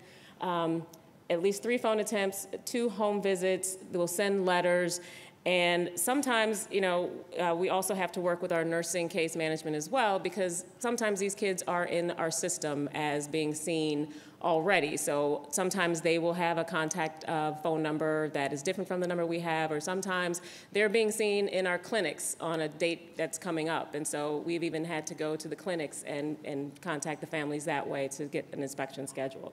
But if none of that works, then there are 2 things, and I apologize because this is also, it says 2012. There have been some updates that have been made to this, but it is still pretty good. So we're either going to refer to the state's attorney's office if we know for sure that somebody lives there, the possibility that the kid lives there, the family is avoiding us, they just don't want to talk to us, they just don't want to allow us to make that inspection, then we have the ability to notify, we do have the ability to refer them to the state's attorney's office and say, look, we may need a warrant to get into the home. Or if we are making those contacts and the letters are coming back, we go out to the home, nobody is there, the property is vacant, we know that we're not going to find a person. We just have to, unfortunately, label it as a no contact, and if at some point in time we're able to make contact, then we can proceed on. But at the current time, then it's labeled as a no contact. We're just not able to find those families. So moving to the right side where there is a yes, that we have scheduled the inspection, the lead risk assessor will notify our nursing case manager and say, I've got the inspection scheduled, it's this day, this time, are you available? If the nurse is not available, then the nurse will make a separate home visit. We really try to stress as much as possible that the nurse and the inspector goes out on a joint visit. It lessens the burdens on the family, and it also helps to really show that we're making a collaborative effort here. It also helps our inspectors to be able to concentrate more on the home, and it allows the nurse to concentrate on the child. Because when we're not able to make those visits together, sometimes the inspector is having to talk to the mom, you know, and kind of do a little bit of that pressing on the client, on the nursing case management side. So, and then also too, our nurses we have several nurses who are bilingual. So it really helps the inspector who is not bilingual to talk to mom and the rest of the family. So if that joint visit is made, then we go to completing the inspection. And our inspection process is basically, it's a surface by surface, room by room test of every painted surface in the home. We are going to every single room and we are testing a wall, we are testing a window, we are testing a floor, we are testing a door, we are testing any painted surface that we find to try and determine if there is lead in that paint. We're also looking at the condition of that painted surface. Is it peeling? Is it flaking? Is it intact? So that lets us know whether or not there is or is not a hazard that is to be labeled there. So moving on. Once we complete that risk assessment, and again, I'm kind of going off to the left past that red box. Once that assessment is completed, the lead risk assessor will prepare a report as well as a mitigation notice that is sent to both the homeowner as well as the property owner. I'm sorry, the property owner as well as the tenant. So the tenant, the property owner, we really try as much as possible to meet with them on site at the property to serve that mitigation notice. We prefer not to have to mail it. It allows us to be able to, one, ensure that they received it, because they do have to sign that they received it. And secondly, it allows us to go over where we found the lead hazards. So because sometimes those reports are not very easy to read, sometimes the mitigation notice is not very easy to understand, so that gives us the opportunity to go in and explain every single thing that is on there, and we make sure that they understand what needs to be done and what needs to be corrected, so that there is no question. They can't say that, you know, I didn't understand, I didn't get it. But if we are not able to get them on site, which happens on occasion, we will mail it. In addition to going over the mitigation notice with them, they are also given an application to our lead poisoning prevention grant program, and I'll go over that a little bit later. So let's see, I think that pretty much. So then we kind of enter into our mitigation process. So the owner has there are two ways that that mitigation would be done. Either the owner will correct on their own, and we supervise that process, or they can participate in our lead poison prevention grant program. So our grant program, there is an income qualification for that, and in the last 10 years, we've remediated about over 1,000 homes, and we pretty much run the program out of our own shop. We handle all of the application, we handle the oversight of the contractors, and we do the clearance and all of that. And in addition to us, we also have 3 grantees for 2016. We also provide grant funds to the City of Chicago, the City of Evanston, and the Village of Oak Park to also administer their own programs as well. So again, I apologize, another busy slide, but it's just a little easier to kind of do it this way. And also, I tried as much as possible to get those words back in the boxes. It just did not work, so I apologize. I really do. So, like I said, the homeowner has the option to either do the work themselves or they can apply for our grant program. If they do apply for our grant program and they are not approved, moving over to the right at the top, then again, they have to do the work themselves and we'll monitor that. Going straight down on the left, however, if they are approved, then our lead risk assessor will work with a general contractor that we contract with as well as the property owner, to develop work specifications. They'll do a walk through the property, look at where we found the lead hazards, and from that, our general contractor will generate work specifications. Those specifications are sent to us to approve. Sometimes, on occasion, they may miss a window, they may miss a door, so we will not approve them. We'll send them right back to them, say, you know, you need to revise these and get them back to us. So that's the no if we don't approve them. If we do, however, approve them, again, moving down, then we will forward them to, this says purchasing, but that has since changed. They now go to our lead poison prevention unit, Deanna staff, who will send them out for bidding to a contractor. And now I'm kind of moving to the left on the bottom. So once the bidding process has taken place and we have a lead abatement contractor assigned, again, our lead risk assessor, our general contractor, and the lead abatement contractor will go through and confirm everything that is on the work specifications. They'll make sure all the measurements are correct. They'll make sure that they understand what we're expecting them to do. So then that work is, again, that process is monitored by us. So once that work starts, our lead risk assessor and our general contractor will go out and perform just kind of a work in progress visit, just to make sure that the contractor is using the right materials, they are doing the work the right way, just so that we don't come back at the end and everything is wrong and we have to make them do everything all over again. So again, moving forward, at the bottom, once that work is done, and okay, this is kind of where the top box, where you have owner contractor to complete work, where the owner's doing the work, kind of drops down to the bottom as well. Once they are finished with that mitigation process, they will contact us and say, I'm ready for clearance, whether it's the owner that's doing the work or it's through our grant program. So again, our lead risk assessor, if it's just the owner, our lead risk assessor is the only one who's going to go out and clear that property. So they're going to go out and make sure, number one, all the work has been done. Secondly, it's been done correctly. And thirdly, they're going to take dust swipe samples. So those dust swipe samples are sent to the state lab, and they do have to meet certain standards in order to be considered clear of lead hazards. Coming down just a little bit further, if they are in our grant program, in addition to the lead risk assessor, the general contractor is also going out. The lead risk assessor is taking the dust wipe samples. The general contractor is looking at the quality of the work. He's making sure the windows open and close properly. He's making sure all the hardware has been installed properly. The correct materials have been used. And so if it's in our grant program, they have to pass both of those clearances, both the general contractor as well as our lead risk assessor. If they pass, going up on the right, yes, they pass clearance, then they get a certificate of compliance. We said that they're done, the property has been made lead-free, we're finished. If they do not, however, we start that whole process all over again. Now you have to do whatever work has been identified that you did not do properly the first time and contact us again when you're ready for clearance. So, there is sometimes non-compliance. Fortunately for us, it's kind of rare because we do have a grant program. Because we are able to provide some funds to assist, we typically are able to get compliance.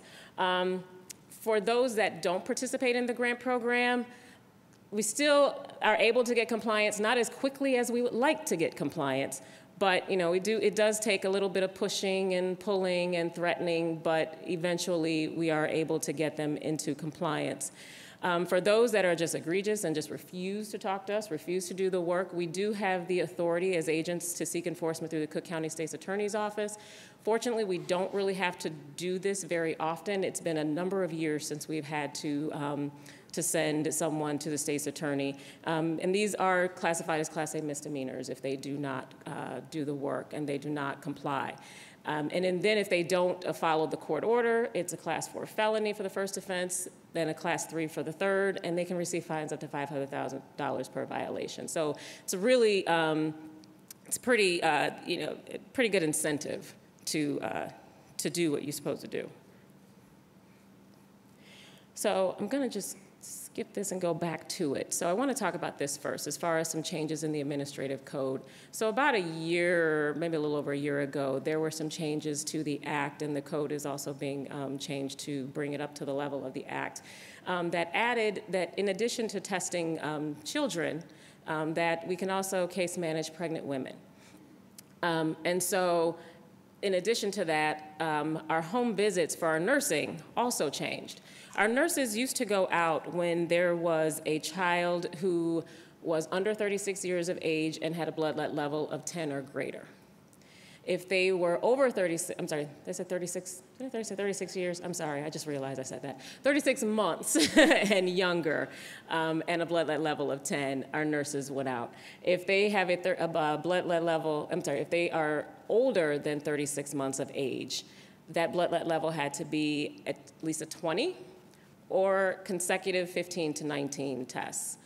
And so with the changes in the act, our nurses are now going out on every single visit that the inspectors are going out on. Oh, I'm sorry, I was supposed to go back, wasn't I? Okay. So now they are required to go out for every single visit on a child who is 10 micrograms per deciliter or greater. So that was a significant change for our nursing department. Also, all of our visits are done by an RN. We do not have LPNs or just case managers. All of our children are seen by registered nurses. In addition to, so when they conduct their home visit, they're looking at nutritional, physical, behavior, and development assessments. They're also completing a Healthy Homes assessment. They're referring the children for any services that they think might be needed. And they're also coordinating with the doctors. They are contacting the doctors to make sure that the children are receiving their follow-up visits to get the testing. And so the nurse will follow that child until the child has at least 2 tests under 10. So as I stated, the lead risk assessor's client is the home. Once we are done with clearance, our case is closed, but that does not mean that our nursing is not still working on that particular case. They're going to follow that child until they have 2 consecutive tests under 10. And so some things that we are looking forward to is that, so what I mentioned earlier in the presentation regarding the state's attorney's office. So our state's attorney really do not want to have to prosecute people for lead hazards. I mean, they've got things like, murders and stuff to deal with, so they really don't want to have to deal with, lead cases. So one of the things that we are doing is we're working with our administrative hearings department to try and put together a lead poisoning prevention ordinance that allows us to prosecute these cases through our administrative hearings department. It takes a lot less time than trying to prosecute them through circuit court. And it gives us a little bit more flexibility in terms of the penalties and stuff. I mean, we don't want to, charge someone $5,000. I mean, we'd rather they put that money into the home and fix the problem. Another thing that we are working on is an RFP, a request for proposal from an entity to kind of farm out the lead abatement process. Right now, it takes our inspectors anywhere from 5 to 7 visits to a home just managing that mitigation process because of the lead abatement contractors. So we're looking to try and farm that out and try and give our lead risk assessors more time to work on follow-ups and getting properties to compliance as opposed to constantly monitoring the work of the lead abatement contractors. And then we also, I think Deanna mentioned this earlier, we're looking to pilot a program to test the water of homes where we just do not find any particular reason why this child's lead level is elevated. We haven't found any lead-based paint hazards. We've interviewed mom, and we can't identify anything else in the home. We've tested spices, we've tested makeups and everything, and nothing is coming back positive. So one of the things that we do want to look at that we have not done in the past is looking at the water. And that is it. Thank you.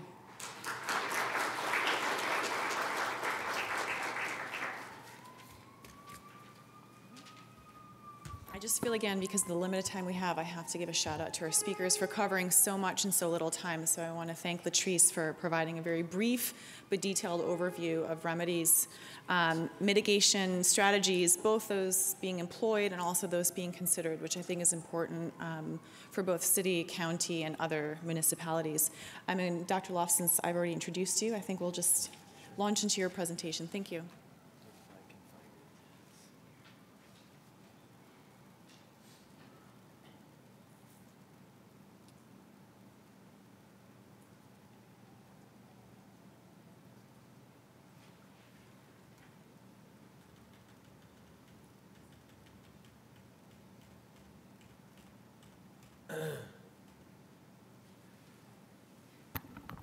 Okay, so bear with me. I also have a fairly complex algorithm, if you will, that kind of describes our processes, and I really want to give a shout out to Emily up there, who is our CDC associate, who spent a lot of time and effort on putting this together. Very appreciate this because I have no idea how to work this software, so thank you for that. So this first slide really is an attempt to overview our process for conducting inspections. And I'm going to take you on a very brief overview of this. So at the very top is how we receive our referrals. So generally our referrals, meaning our blood lead test results, elevated blood lead test results, are received by the IDPH, as I indicated before. In some circumstances, we may get people that are interested in having an inspection. They call 311, and that information is sent down to us. And in other cases, a physician may actually request an inspection if they feel that the child is living in a high-risk environment. So once this referral, if you will, is provided to the health department, we schedule appointments based on priority. So the idea here is that if the child has a really high blood lead level, our priority is, our attempt is to try to get out there as soon as possible to try to conduct an initial inspection. At lower levels, we have up to 30 days to get out there per the state guidelines. So, and here's where it begins to get a little bit tricky. So if the inspector has the appropriate information on that referral where they can contact the tenant and or the property owner and schedule that inspection, that initial inspection is completed. On the very left-hand side here is that if no hazards are found, no lead-based paint hazards are found, it's termed components acceptable, and which basically means that there is no lead-based hazards in that particular property. We also try to do our best to request all previous and or secondary addresses where that child may have lived before or where that child may spend a significant amount of time. If we're able to identify these other so-called secondary addresses, we conduct an inspection at those addresses as well. And again, if no hazards are found there, then we can close that case out.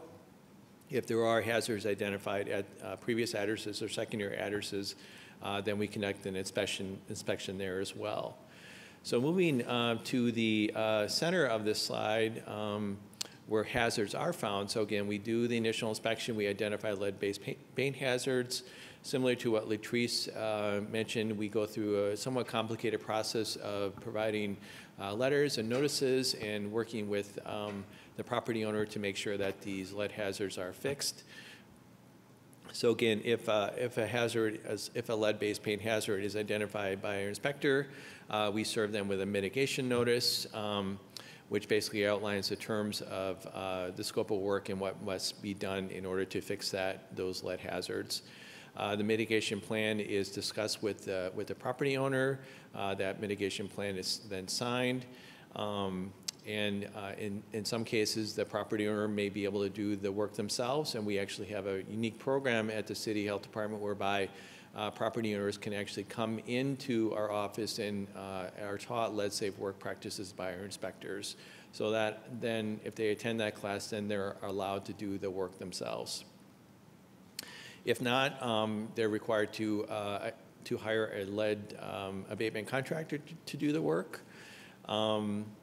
And while the work is done either by the property owner or by the lead abatement contractor, our inspectors go out there periodically to conduct re-inspections to make sure that the work is being done according to the mitigation plan.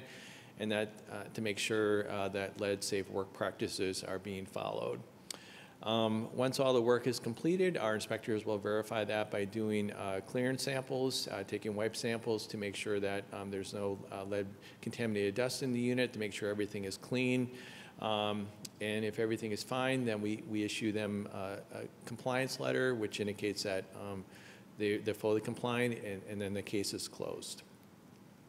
Now, where things get a little tricky is that if the mitigation notice is served, but the property owner does not sign off on it, then at that point the property owner becomes non-compliant. We send a second notice, which is called a notice of deficiency in order to mitigate the letter, which is a little bit harsh, a letter dictating a little bit harsher terms, if you will, that says you must take care of this mitigation letter, else suffer consequences down the line.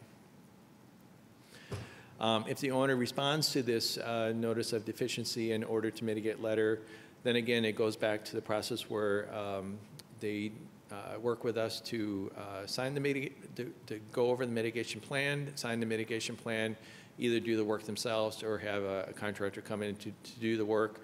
Once work is started, our inspectors monitor that work, and if it does then ultimately get finished and cleared out, then we issue a certificate of compliance. Now, in situations where the property owner is non-compliant, meaning that they're not willing to work with us, don't want to do the work themselves, or don't want to hire a contractor to do the work, after repeated attempts to try to get them to do that, then we refer those particular cases to administrative hearings.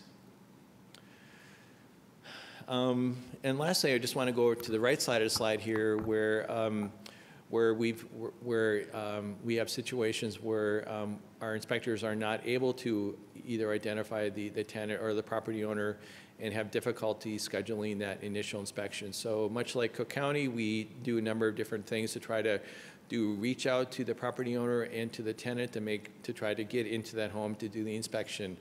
And examples of some of those things, including sending letters, conducting field visits where our inspectors go to the property, knock on the door to see if someone's home so we can talk to the tenant to try to encourage them to allow us to come in to do the inspections. In some cases, we'll leave a door hanger alerting the tenant to call us so we can speak to them about this issue. We are also uniquely poised because we have our lead program includes both inspection staff as well as case management staff, so the inspectors can work very closely with the case managers to help both of them, in fact, try to identify tenants and make sure that we do the appropriate reach out, both for case management and for inspections. And then we also, in situations where we have challenges trying to identify the property owner, we'll actually do a title search to try to identify the property owner. So once we make contact with the property owner or tenant and we schedule that inspection, then again, we go out there to do the initial inspection and the rest of that follows. In the situation where we exhausted all these attempts to try to make contact with the property owner or the tenant, we're still not able to schedule an inspection, we send a final letter of notification. And unlike what this slide says, we do what's called an administrative closure, which means that the case is closed out. We do not send that case to administrative hearings. That's an error on the slide. Oops. Let's see here.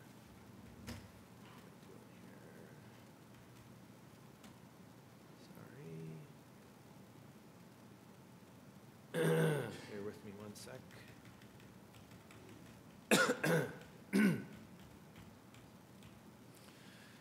Okay.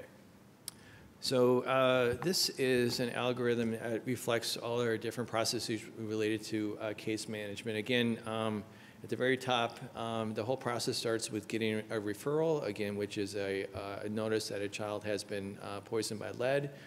I just want to point out, walk you through this slide as well. So on the left-hand side, we very recently have collaborated with our maternal child health program within the city health department, whereby the lower levels of lead, specifically those blood levels between 5 and 19, are referred to the Maternal Child Health Program for follow-up. This is specifically for children who are less than 24 months of age. So the idea here is that we're able to move a considerable amount of workload off of our staff to the Maternal Child Health Program, and at the same time, the Maternal Child Health Program is able to get additional referrals for the work that they do for their family case management program. So it's a win both for us and for them as well. If the child is over 24 months of age or has a blood level greater than or equal to 10, or the child is less than 24 months of age with a blood level greater than 19, then those referrals are kept with our lead program, and we start the case management process there. So again, once we determine whether or not it's our lead program that does the case management or our maternal child health program that conducts the case management, our nursing staff make appointments with the clients to do a home visit.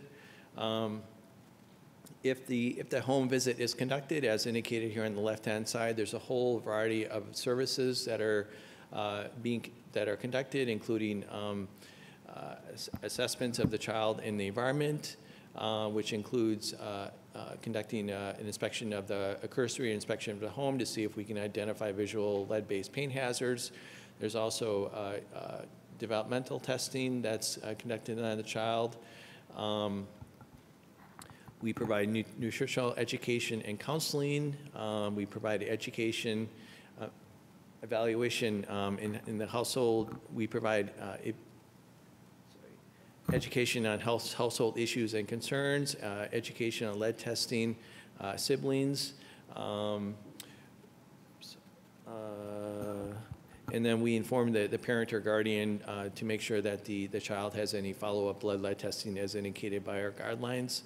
And then we make referrals to various social service agencies as indicated. Going down the list here, we understand that we need to partner very closely with the child's health care provider, so we send them the provider notification of what we've done. And then very lastly, we provide follow-up home visits based on the need and the blood lead levels, repeat blood lead levels of that child. And lastly, on the very right-hand side, again, we do recognize that we are sometimes challenged with trying to either identify the child or if we identify the child, locate where that child is living and try to schedule the inspection. So again, we're challenged in certain cases by actually being able to conduct that home visit. So if that's the case,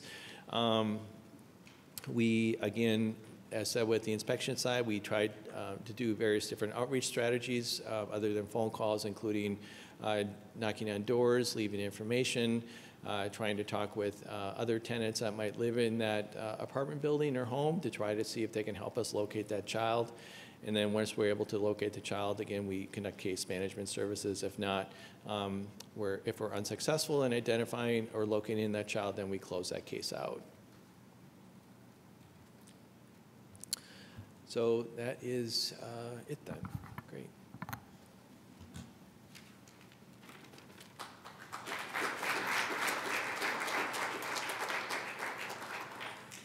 I want to thank Dr. Laughlin-Latrice for providing a very brief but descriptive overview of clearly a very complex process of identification, mitigation, remediation, and we hope that we can spend more time with you to address perhaps some follow-up questions about this process during our Q&A session. Related to that, as a reminder, for those of you that do have questions, if you could just pass them to the end, and Adam Averson, our Associate Director, who's raising his hand and standing up, myself and Anita will be collecting them periodically throughout the program. Before we move on to our next session, I also want to acknowledge that we have a very, as I mentioned before, busy and ambitious agenda, but there are a number of experts in the room here who have been very gracious and generous in both being here and being available for questions even though they're not presenters. So to let those of you know that we do have representatives from the EPA Region 5, Ed Masters, if you could raise your hand. Mary Ann Suero, is over here. Yeah,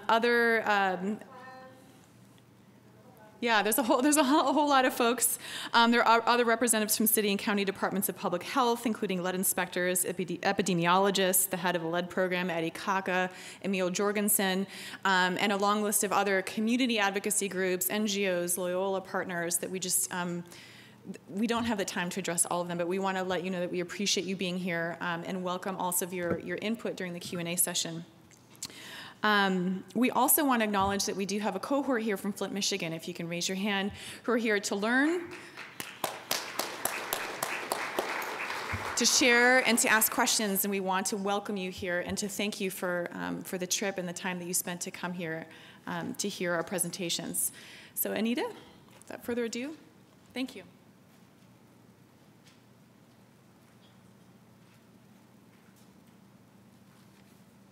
So thanks again to Deanna and Court and Latrice for providing a landscape of what's happening in Chicago and Cook County. And now we're sort of bookended by the national experts in terms of starting the presentations with Helen Binns, and then now moving to Susan Buchanan and Dave Jacobs to help us understand more from both a perspective on needed housing and public health interventions and what more needs to be done. And we've asked them both to basically do a call to action. It's my pleasure. I think we're starting with Susan. Am I right? There you are. Susan is director of the Great Lakes Center for Children's Environmental Health and Region 5 Pediatric Environmental Health Specialty Unit at the University of Illinois at Chicago. She has actually been a consultant in Flint and is sort of, again, one of those people that is called on a lot in terms of her expertise, and we're appreciate your being here. Thank you.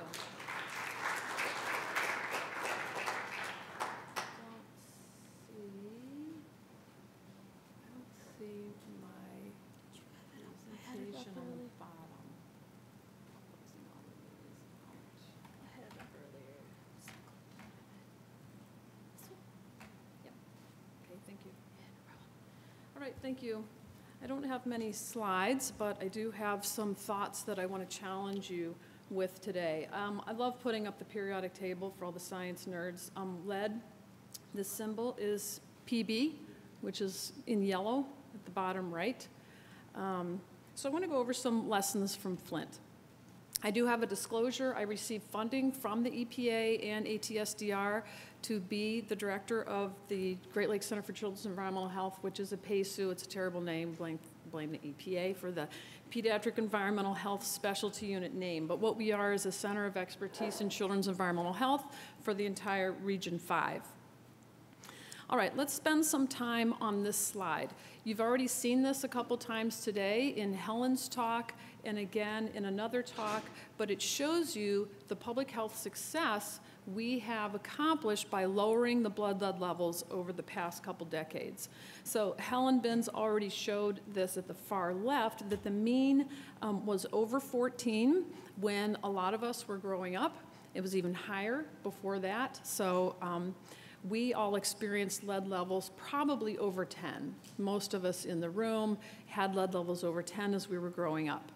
And then you see the dramatic fall to present day, where the mean now, 2009 to 2012 in the NHANES is 0.806, right here. So what I added then was, from NHANES, which is a large survey of the entire planned to be representative of the entire country, in NHANES 2007 to 2010, oops, sorry about that, trying to get my thing to work, 2.6% were greater than or equal to 5. And we've already seen today that the levels in Chicago were much higher. The percentage in Chicago of children greater than or equal to 5 was around 9%, did you say? Not 9%? Pardon me? What is it? 5%. Okay, so which is still double what the NHANES was in that time period. I added here this 5 is the current action level.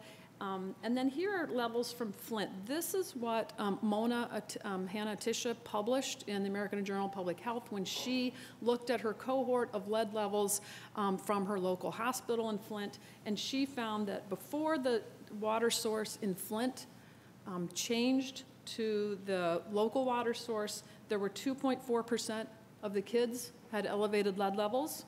So here's N. Haynes. We already said Chicago was about 5. And afterwards, it went up to 4.9. Now, there is some other state of Michigan data that shows that this level is even higher. So the percentage of children with elevated blood levels did change significantly comparing before the water change to after the water change. Nevertheless, I want you to look at this decrease, this average of here over 14. This is probably close to, I haven't seen the mean in Flint currently. From word of mouth, I've heard that it might be around 6. I think it's probably lower. So what do we think about this graph? And these are some of the questions I'm going to pose. What I wish for the people of Flint is that they could see a room full of public health professionals, MDs, and PhDs that grew up in a time when the average lead level was over 14. Okay? So I'm going to just show a few slides. Oh, I only have 10 minutes. Oh, I could blather about this forever. All right, I'll hurry up. What I want to show is a few slides about the effectiveness of early childhood interventions. Dr. Binns mentioned this already. A couple slides are hers. And this effectiveness of early childhood education programs and reducing risks, you have a copy of the executive summary in your folder, okay, showing that nurturing and supportive home can directly benefit the children who have lead poisoning and can actually help them gain some of the IQ points back. High quality preschool and Head Start. It specifically shows improvements in language literacy and math, reduced criminal justice costs, improved productivity. Head Start programs have been shown to increase reading, writing, vocabulary skills, and general cognitive development. So there are data showing that interventions help children with their neurodevelopment. We know lead disturbs the neurodevelopment, so it emphasizes the importance of these types of activities for these kids who are lead poisoned. Specifics on language enrichment. This is Helen's slide. If you begin in the early months of life using repetition, enunciating speech, having conversations with young children, listening to young children, being positive, reading to them, has shown to mitigate the effects on neurodevelopment. Nutrition, Dr. Binns also already mentioned treating iron deficiency, ensuring adequate intake of calcium, providing vitamins are all really important to decrease the absorption and the health effects from lead. So we've got early intervention education programs, we've got parenting in terms of promoting conversations and speaking with children, and we've got nutritional interventions. All three are needed to help overcome the effects of lead. So now I want to spend a couple minutes on the lessons of Flint. I have some ideas about these, what these should be. I don't have the answers. So what should be the public health messages? One option that has been the option of choice by the media is that these children have been poisoned. So Michael Moore wrote on his website, this is a quote from Michael Moore's website, "They are ruined for life, and someone needs to tell you the truth about that. They will forever suffer from various neurological impediments. Their IQs will be lowered by at least 20 points." Okay? This isn't true. Not one phrase in that statement is true. I love what Michael Moore has done. This is a disservice to the parents in Flint. It has led to emotional trauma, a lot of anger. The anger, I think, in many cases is justified because of how disgusting that water was, and that residents were absolutely ignored. But I also worry about a level of hysteria. Oh, I only have 5 minutes. Well, it's halfway through. Okay, no, my 10 minutes. I worry about hysteria in my discussions with people from ATSDR who are over there working, reporting that there are people worried about teeth falling out now and paresthesias, so numbness and tingling in the extremities from some of these lead levels that we know do not cause these types of health effects. Okay, these lead levels are not high enough to cause this. So I worry about the trauma in the parents. So that's one public health message. Another possible public health message is this message that early interventions can help. Where might that lead? Maybe to some of this some decreased emotional trauma, maybe to more funding for preschool, Head Start, and parenting education. Those three things I mentioned: nutrition, parenting, and early educational interventions. And good nutrition. As I mentioned, this nutrition might lead to more increased availability of healthful foods. We know that Flint, Michigan has areas that are food deserts. Fresh food is not available at all. All right, so those are three potential public health messages. I want to go through 6 potential policy messages. And like I said, I don't have the answers. These are questions I'm raising about what should our public health messaging be? What should our policy messages be? The first one, the government ignored the people. That is absolutely the case. There is much justified anger in Flint over the state of this water. It was, as I said, disgusting. It had E. coli. It was discolored. It had, then it was treated with too much chlorine, so then it had chlorine byproducts, and then, of course, this elevated lead. Another public health message, public policy message, is that this is only the tip of the iceberg regarding lead in water. So you've seen the lectures and the data today showing that lead in the water and lead poisoning in inner cities is a big problem. The media has uncovered episodes or incidents in other cities that also have elevated lead in the water, so we need to start talking about it more. Another possible public policy message is, should we test every tap for lead? Every tap in the city, every home, should it be tested for lead? I don't have the answer to that. Court gave some guidelines for testing water and what the current regulations are, so you now know what the current regulations are. Should they be changed? Should all the lead service lines be replaced? This is being discussed in Flint. My first response as a practicality is, how could this possibly take place? Where could we possibly find the money in the infrastructure to replace every pipe leading from a street to a home? Should we target high-risk kids and replace those, all those pipes? The environmental activist in me says, hell yes, let's replace them all. These children are being poisoned. It's time to get rid of it. Should funds go towards early intervention? Should those funds that would go toward replacing lead lines go to early intervention services? And should we screen infants and pregnant women for lead? They're not currently being screened. There's no recommendation to screen children under 6 months, 6 to 9 months for lead. But what about the formula-fed infants who are drinking formula that is reconstituted with lead-contaminated water? There are guidelines for lead in pregnant women. We know lead crosses the placenta, causes health effects in infants. I do a lot of speaking to OBGYN residents and prenatal providers, none of whom are screening pregnant women for lead, despite there being lead guidelines from the CDC, published in 2010, recommending screening pregnant women with questions, and then an answer yes to any of the questions, similar to the questions Deanna mentioned, to then have that trigger a blood lead test. Okay. That is what I have to say. Like I said, no answers, a lot of thoughts for discussion. I think Dave is also going to generate some discussion, so this is like the radical session, right? So let's hear from Dave Jacobs, and then we can have some discussion.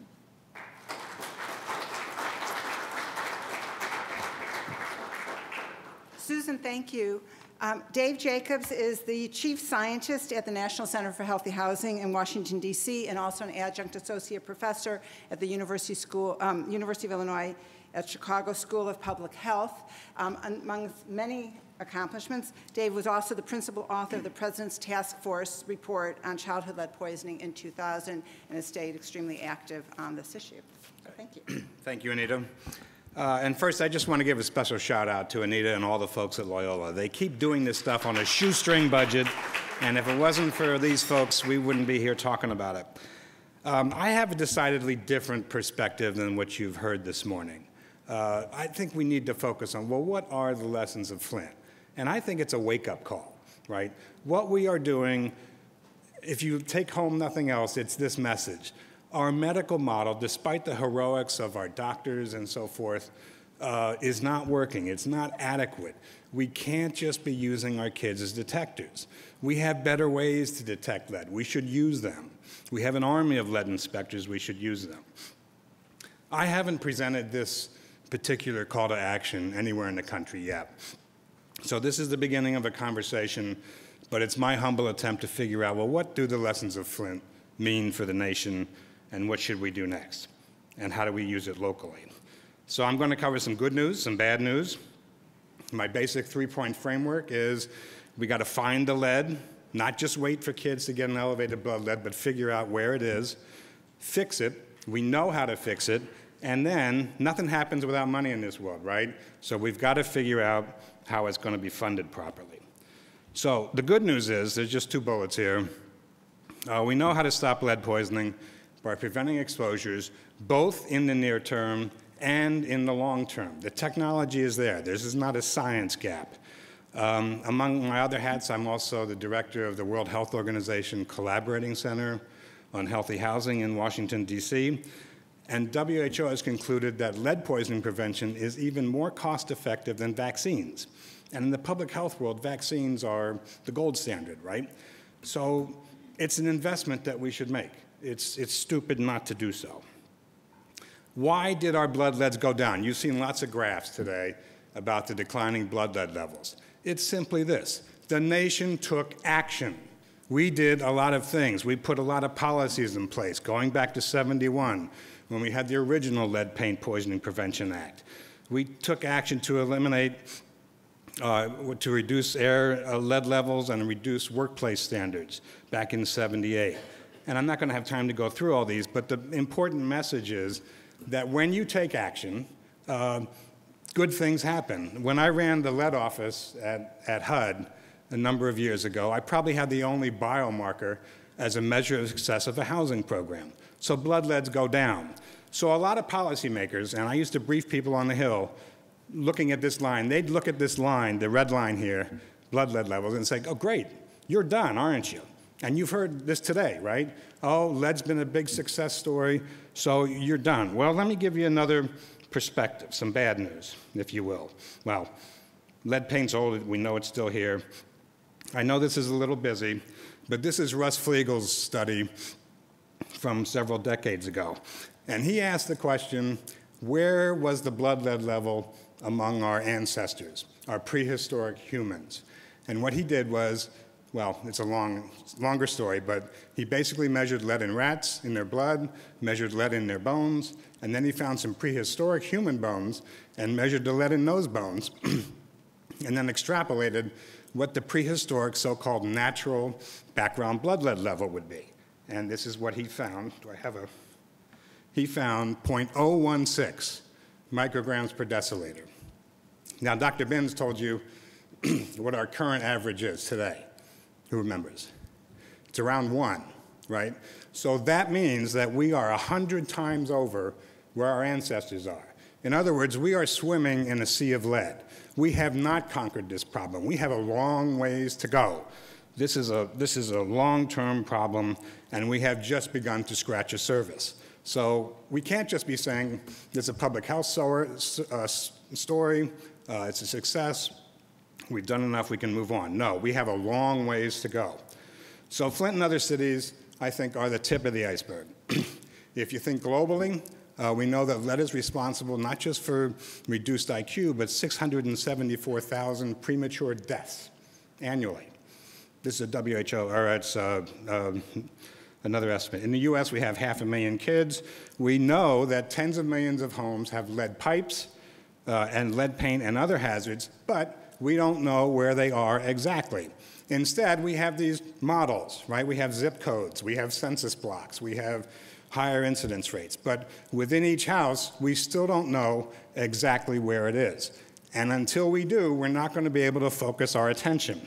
I'll give you just a quick story. I'm a grandpa now, and when my grandson was born, my son bought a house in Philly, an older house, and I said, well, you're getting a lead risk assessment, aren't you? And he said, no, I don't really think it's important. And he knows what I do, right?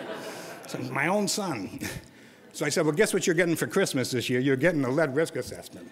And he wasn't happy about it. But what it found was the lead was only in on the back door. And so he was able to say, yeah, I guess I should get rid of the back door. So the medical model has failed. And more importantly, U.S. paint companies and the lead industry continues to make new lead-based paint around the world. We have reports from 45 countries that new lead paint is being manufactured. So it's bad enough they contaminated our housing stock. They're still doing it in other countries, and it's an outrage. I guess in the interest of time, I'm not going to. There are data from the American Housing Survey. We know that low-income households have higher prevalence rates of lead hazards. Black households also have higher rates. Households receiving government assistance actually have fewer hazards compared to the unassisted housing stock. And the more important message is the highest needs, the greatest lead hazards are in the unassisted low-income housing stock where there's no maintenance standards going on at all. That's where we need to focus our attention. So, first of all, find out where it is. Identify all the pipes. Identify all the residential lead paint and lead dust hazards, not just at the census block level, but in each house. Identify lead-contaminated soil in our yards, playgrounds, and so forth. Then fix it. For homes with high lead levels, you do two things. You provide the filters or bottled water if you have to, but you also do a long-term thing. It's not just Band-Aid time. You have to do long-term and short-term at the same time. And so you replace those lead water pipes. Some jurisdictions have done that. Minneapolis has pretty much done that. So has Madison. In Toronto, when they pave the streets, they replace the pipes. So there are ways to do a long-term strategy. It's the same with houses. You deal with interim controls, you stabilize the paint, you clean up the dust and the bare soil and so forth, but then you also begin a long-term process to ultimately remove the lead paint from the entire U.S. housing stock. We have to stop U.S. paint companies from making new lead-based paint around the world. That's an outrage. And then you have to ensure that children who are poisoned get the special needs and the educational interventions that they need. We have to find ways to increase the number of risk assessments in homes with young children, including HUD-subsidized homes. It makes no sense for taxpayers to be financing homes that poison kids. We should clearly not do that. All at-risk children should have their blood tested at least twice before 2, but screening is not enough. We need to update all the antiquated lead regulations. In your handout, I've given you this no lead sort of platform, and you can see the long list of lead regulations that are outdated. The drinking water rule was done in 1991, right? The HUD rule, which I helped write, was done back in '99. We've learned a lot since then. We know how to improve things, so we should act on that knowledge. There's no national goal. We had a 10-year plan in 2000 that we think, had it been properly funded, would have largely eliminated this problem from the U.S. housing stock. Congress did not fund it. They did increase the funding, but we have no national goal right now. And at the time, I didn't really put much stock in a goal, but if you can create a true national goal and then put some power, some muscle, some advocacy to get those dollars in place, then you can actually do it. I remember more than a few staffers said, you know what, Dave? We like lead. Lead is one of those issues where you can see some light at the end of the tunnel. It's solvable. We can fix it. Tom Frieden, who's the director of CDC, eliminated the nation's only advisory committee in the federal government focused on lead poisoning, the National Advisory Committee on Childhood Lead Poisoning Prevention. This is the group that lowered the blood lead level based on the new science. That group needs to be restored.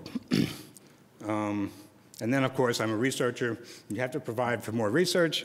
We can do better in terms of both identifying hazards as well as correcting them. And then we have to fund it. There's an election going on, isn't there? And one of the debates is, well, how are we going to finance and fund our infrastructure? Are we going to invest in our people and keep our infrastructure sound, or are we going to continue to let it erode and crumble before our eyes? The Flint situation should never have happened, right? It should have been maintained.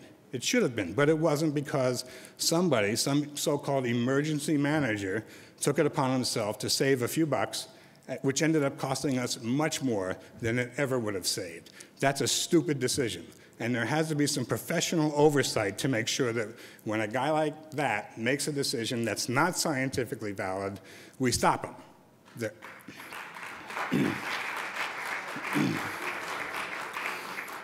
Congress nearly wiped out the CDC lead program. I'm old enough now to remember the 1980s when this was done before. If you don't look for lead in our children, guess what? You won't find it.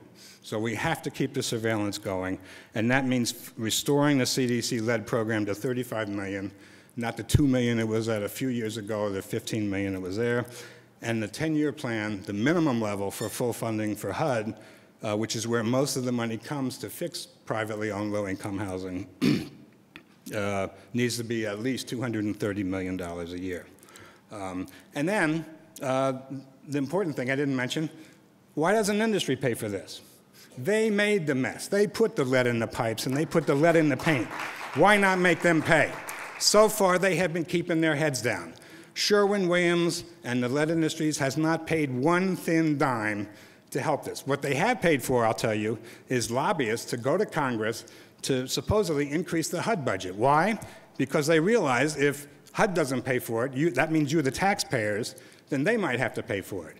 And in fact, a judge in California ruled just that. He said, guess what?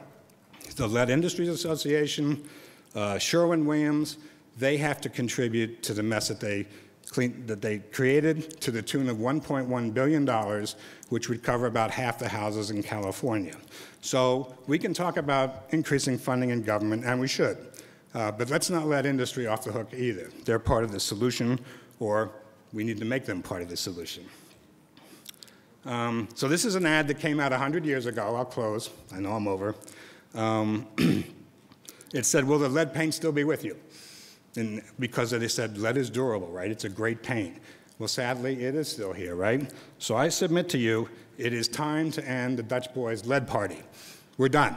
Let's hold their feet to the fire, make them accountable, make sure our government does the right thing, and then begin a long-term and a short-term process to eradicate this entirely preventable disease. Okay, thank you. Oh, wait a minute. And while I can get going on my soapbox here, this was meant to be a discussion. I guess that's what we're going to move to next. But I think these are the questions. These are just my rough ideas on this three-point framework. I don't really know if it's the right one or not. Maybe there's some things that should be taken out or put in. What else should be added? How can Chicagoland actually construct a long-term plan and a funding strategy to really make it work? What are the roles for some of the local entities? And then this last piece is particularly important. My group anchors a group of about, I think it's 100 or 150 groups. But I hope everybody joins the National Safe and Healthy Housing Coalition. We have lobby days on the Hill. We bring in parents of lead-poisoned kids and doctors and others to make sure that Congress members understand that this has a human face. And without that, we're not able to do what we need to do. So I guess we're moving to discussion, right? Thank you.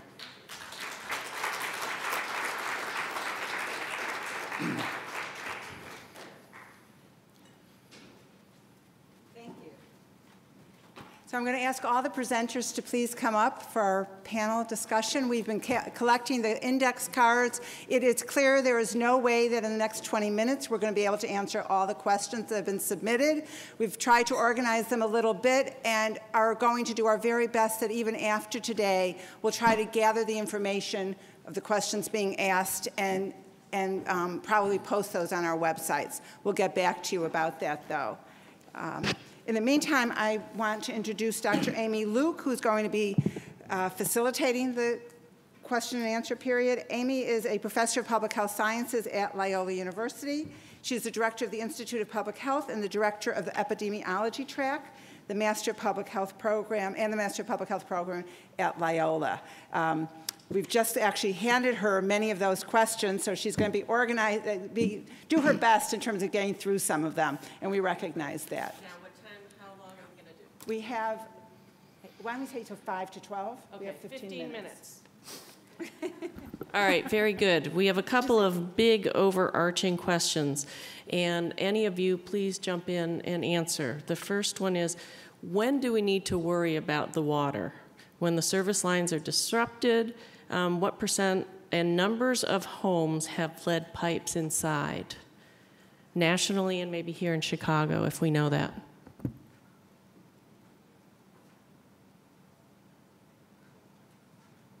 I can tell you what I do with families who come whose children generally already have a blood lead of 5 or higher. And my advice to them is think about lead everywhere you are, everything you do, because you want to lower the exposure as much as possible. There are ways you can get in water filtration systems in your home that do impact lead in water. You can flush the pipes and save water after you flush the pipes to lower lead in water. In general, I think our water is really safe here in Chicago. You know, we've been working on it since the early 90s, but we do have a lot of lead service pipes. I think we have about 80% lead service pipes in Chicago, something like that. And many people have lead in their home, throughout their home, so it's not just the pipe in the middle of the street. And Dr. Loaf, could you comment, does CDPH have specific recommendations for water, dealing with water and lead in water? Well, yeah, again, it depends on whether or not you've tested the water for lead and whether or not that test result came back elevated, meaning greater than 15 parts per billion. I think the bottom line is flushing the system, especially systems that have been stagnant for greater than 6 hours, and make sure that you use cold water for certain things, especially for preparing baby formula and other kinds of cooking activities. Okay, great. Yes, go ahead. And if I could just jump in, I know, I think thinking about the practice answer there, you know, what do? We have to back up and think about the policy answer as well, right? If lead service lines are the portion that's under the property line is the responsibility of the homeowner, right? So not only are we saying, hey, communities made vulnerable by all of the policy decisions we've already made that impact you and your kids, but now you can't afford to replace those lines, and so what? Your kid's gonna get poisoned, right? So we've got to think about those policy decisions and the funding that you talked about, the fix it and fund it piece, that doesn't, again, put the burden on a low-income family to take care of the problem that, that is there. Okay, go ahead. Do you have another comment? Well, I was just going to say, this is one of the things that we don't know exactly what the number is, but we do know some things. So we do know you should not do partial pipe replacement, right? That makes the lead levels go up. There are studies that already prove that. I'm from Washington, D.C. Some of that was done, and it turned out to do more harm than good. So look, we know where the gas lines are on every single property in this country. Before you dig, you got to find out where the gas line actually is before you dig. There's no reason we can't do that same thing with lead pipes, and there's no reason we can't replace the lead pipe that's on the property owner's property in addition to what's on the public property. That's just an artificial property line. The reality is it's part of our infrastructure. We share it. And this has been a long-standing kind of policy issue. I have a whole separate lecture on the business of whether housing is a shared commons or whether it's, you know, each home is a man's castle unto his own. It's not, obviously, right? We found that out in Flint. We found it out with the mortgage crisis. We need to act to preserve our housing stock and make investments in the infrastructure. And that means doing the pipe replacement on both private and public property. We can do it. I would ask, we have a whole host of questions. Can we?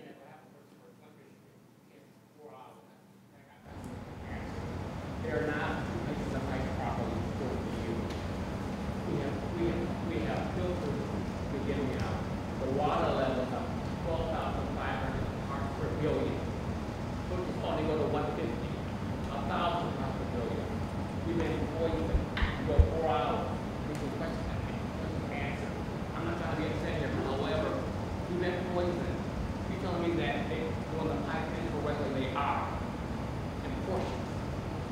We got people housing at 1,000 parts per billion. And in the service pipes are copper, not lead, they're copper. What do we do? And actually, I think that leads very well into this next question, so maybe we can get some good answers on that. What legislative actions need to be taken to prevent another crisis like the one in Flint?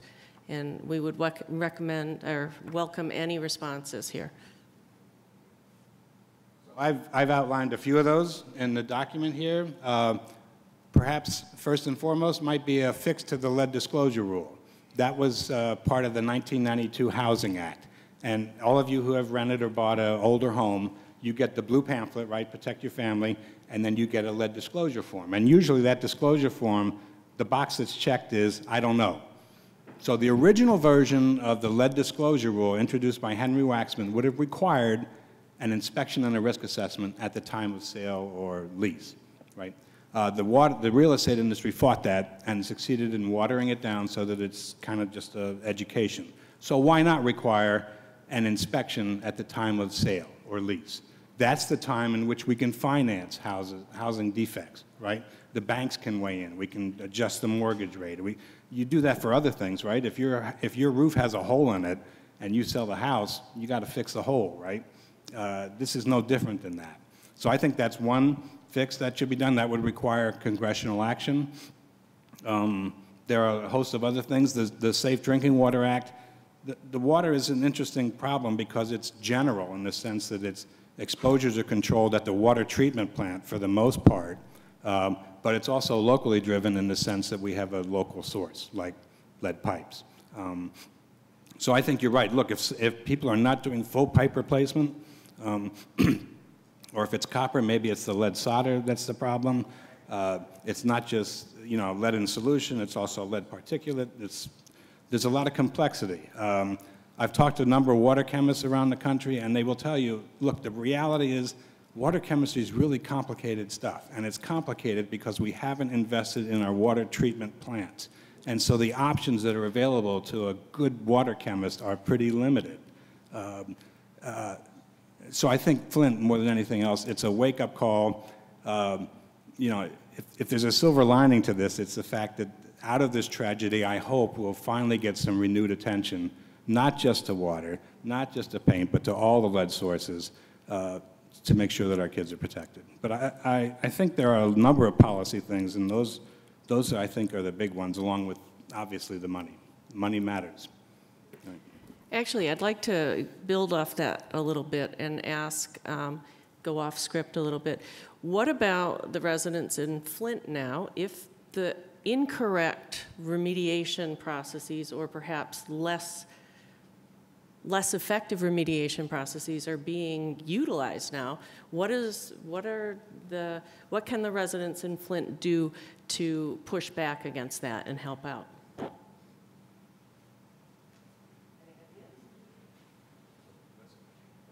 I mean, it sounds as though the partial pipe replacement is taking place.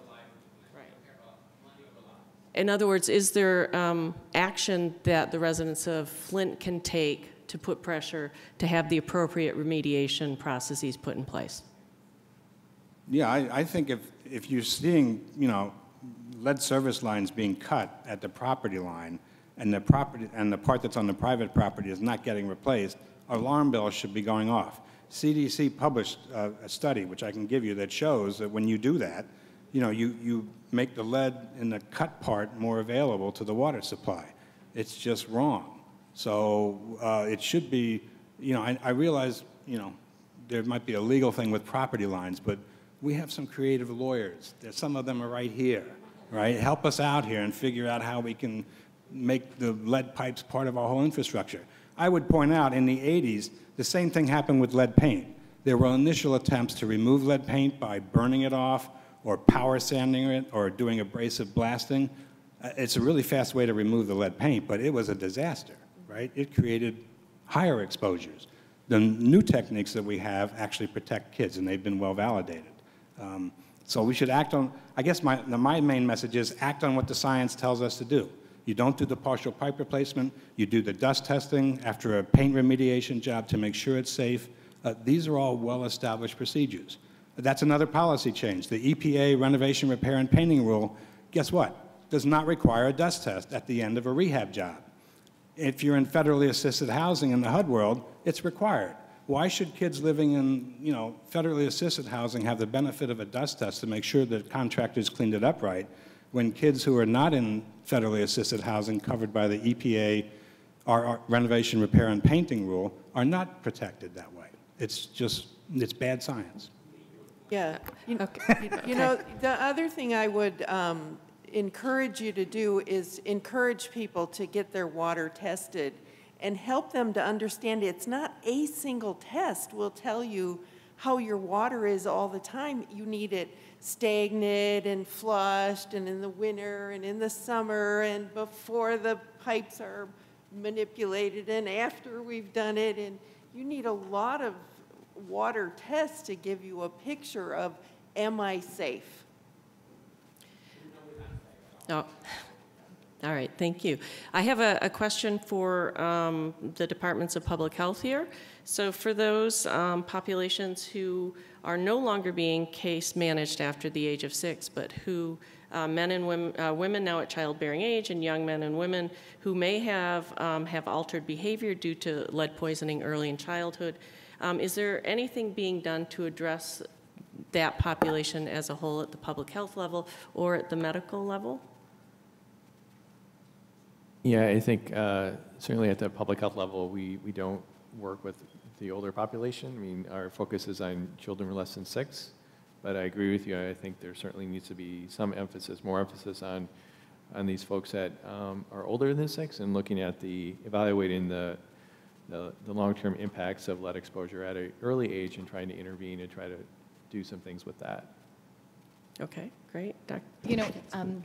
Just a little kind of pivot on that too is we know that the earliest intervention makes the biggest gains, right? So the earlier that you can intervene with children who have been exposed, the better chance you have of influencing and mediating the effects of lead, right, and having kind of better outcomes. So the points that were made earlier, and there's a handout in our packets about early intervention in the state of Illinois and changing the qualifications. So a child does not automatically qualify for EI just because they've been exposed to lead, although in as many as maybe 19 other states that does happen. Our department did a study a few years ago and took a look at all 50 states and what qualifies a child as far as lead exposure for early intervention services that are those host of developmental services that really help it so that we close that gap at the earliest point possible so that kids start school ready to learn and at the right developmental level. So intervening as soon as we can with those kind of programs and making that eligibility perhaps automatic for kids who are exposed to lead may be a way to start working to mitigate those delays as soon as possible so that we'll see less of that when kids are older. So I'd encourage you to look at that handout in your folder.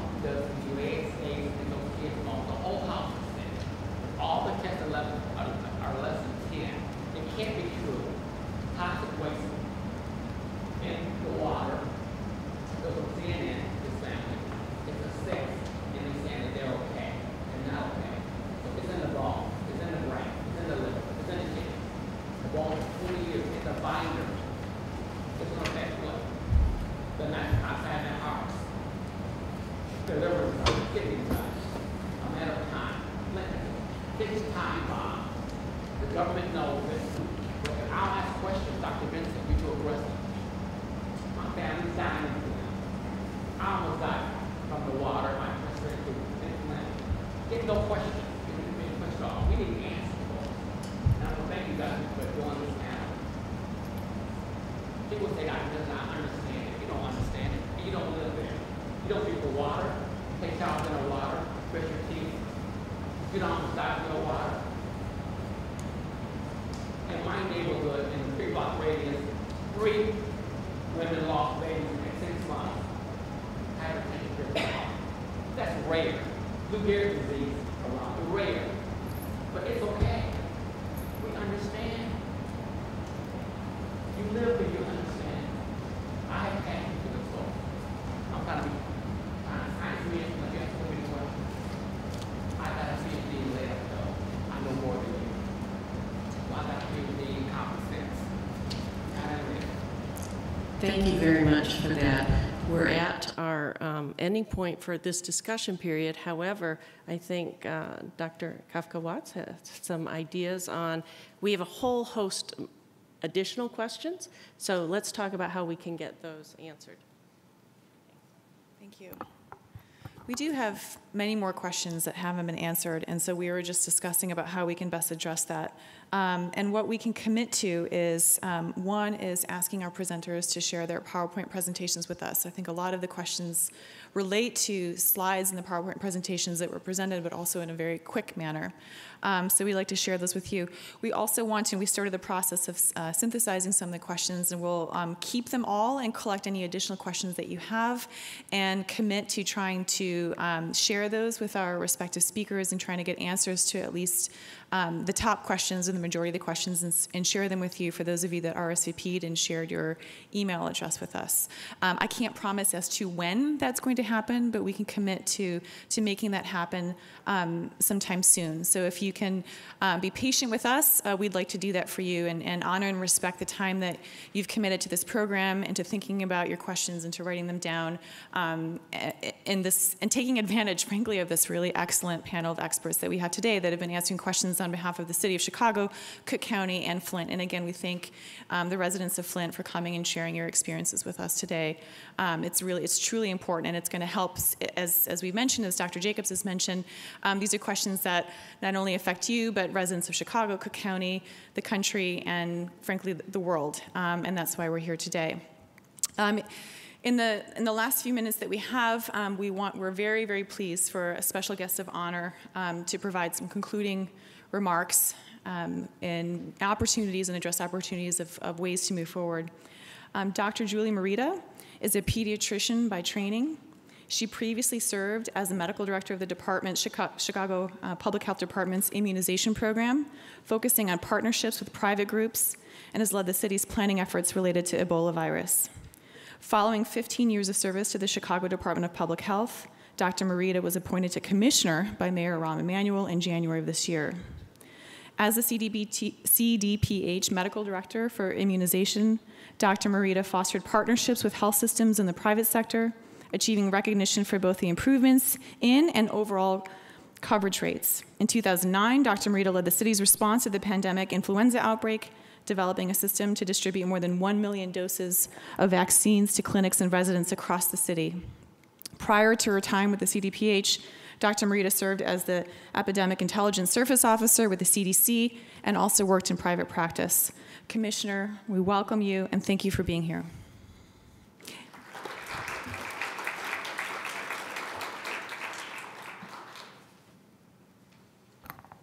Thank you so much.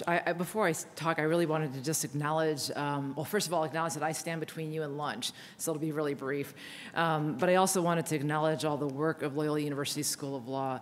When I look back at the track record of all the work that you've done in the same time period that we've seen the dramatic reductions in lead poisoning over the past few years, you have been actively involved in promoting and advocating for lead prevention. And so thank you so much for your ongoing work and support of the health department in particular. So thank you very much. I mean, I wasn't here for the bulk of the presentations today, but I did have in advance received the presentations that were given, so I had a chance to review the information. And what's clear to me is that we have acknowledged that there's been huge progress that's been made with lead poisoning prevention. But on the other hand, there is still a lot of room for improvement. And I think if you my experiences in public health over the past 20 years or so have been that when there is an emergency, whether it's related to influenza pandemics or whether it's related to Ebola, often resources become available. And so unfortunately for Flint, your emergency, I'm hopeful, will actually result with more resources becoming available to help with ongoing efforts to prevent this type of thing from occurring in the future. I think I've seen that both with influenza, I've seen that with Ebola as well, and I'm hopeful that more resources will become available. In the 20 years that I've been at the public health, I have seen our lead prevention program funding decrease from both from HUD as well as from CDC, and I know that it's time for actually that funding to actually come back. So it's really great to have all this support and interest in this issue. I think the other area that came up in this presentations today, I think, is something that's very near and dear to our heart in Chicago, in that we just released our Healthy Chicago 2.0 public health plan for the city, and the focus of that plan is really on health equity. So it's addressing health disparities, recognizing that not all communities or not all populations have the same challenges, and then making sure that whatever resources that we have available are really directed to those communities and to those populations that have the greatest need. And so we really are focusing on that. We have outlined in our plan 30 goals, 82 objectives, and 230 strategies. And among them include our one goal for creating, maintaining affordable, safe, healthy, accessible, and supportive housing. And one of our objectives actually is to reduce the percentage of lead-poisoned young children living in low-opportunity communities by 10% annually. And so we remain committed to moving forward with this, our work, and also improving it. I think one of the things that we have really felt when we've looked at our program over the years is that we've been very reactive. We don't do things until we identify children who are lead poisoned, and by that time these children are already poisoned. And so as a result of that, we're doing some new work to actually use data that we have collected over the years to identify residences or homes where children are more likely to be exposed, or people are more likely to be exposed to high lead levels. And so based on that information, we'll then send them notifications to allow us into their homes to actually inspect their homes and try to see if there is lead in the home so that we can abate it before there is an exposure to a child or to a pregnant woman. And so we are being more proactive in that way. The other thing that we're doing is we're trying to use, because public health resources, whether it's at a federal, state, or local level, are not what they used to be, we have to be more efficient. And so as a result of that, we're partnering within the department itself to make sure that all our women and children's health nurses who do home visitings are actually inspecting homes and looking at homes and talking with families about lead poisoning prevention. So we are trying to be much more proactive than we have been in the past. But again, it's a matter of really using the resources that we have currently until more resources become available. And then I guess another point that someone brought up today, which I think is really relates to us right now, is that we're not counting on federal government funding. I think one of the commitments that we have within our public health plan is really to move forward in partnership with other private sector entities, whether it's paint companies or other businesses within the community, to look at them to see whether or not they're willing to contribute to some of our public health initiatives so that we can actually prevent some of these diseases either in childhood or in adulthood by working together and using resources from those other sources. So again, I can't thank Loyola enough for convening this meeting, for your interest and your concern and your ongoing efforts. But what I'm hopeful is that because of the plan that we've outlined for Chicago and our prioritization of more proactive and less reactive work, that we will be successful in addressing some of these concerns that were raised today. So thank you so much for this opportunity, and thank you for your interest in this important issue.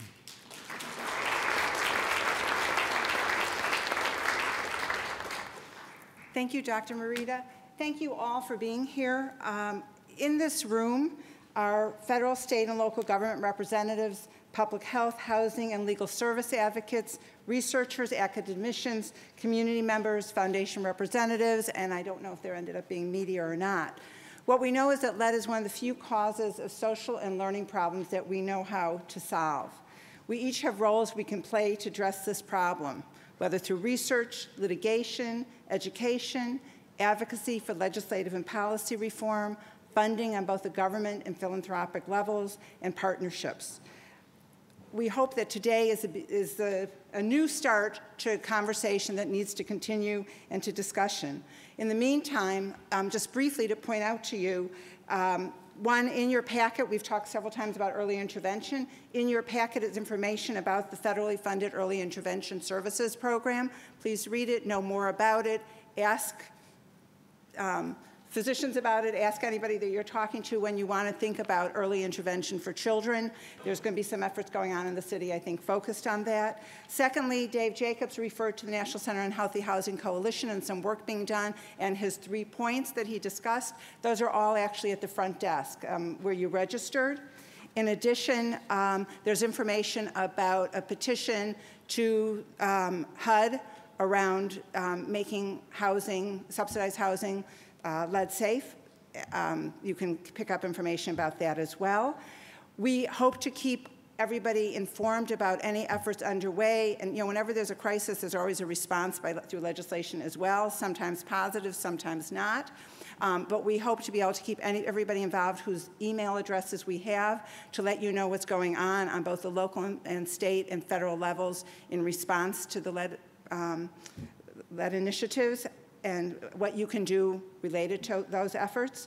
And then also our Health Justice Project at the law school is bringing Bruce Lanphier, also a national expert on lead poisoning prevention and a researcher who's now at the Simon Fraser University in British Columbia, Canada. He's going to be here on April 21st at noon. Again, anybody who's interested in attending, we will send out more information to all of you who we have email addresses.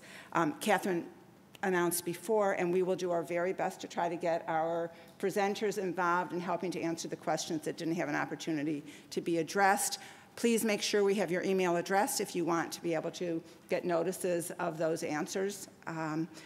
And I think other than that, I want to again thank our co-sponsors, and I think I neglected to include Physicians for Social Responsibility in my first list, and if I did, they are equally involved.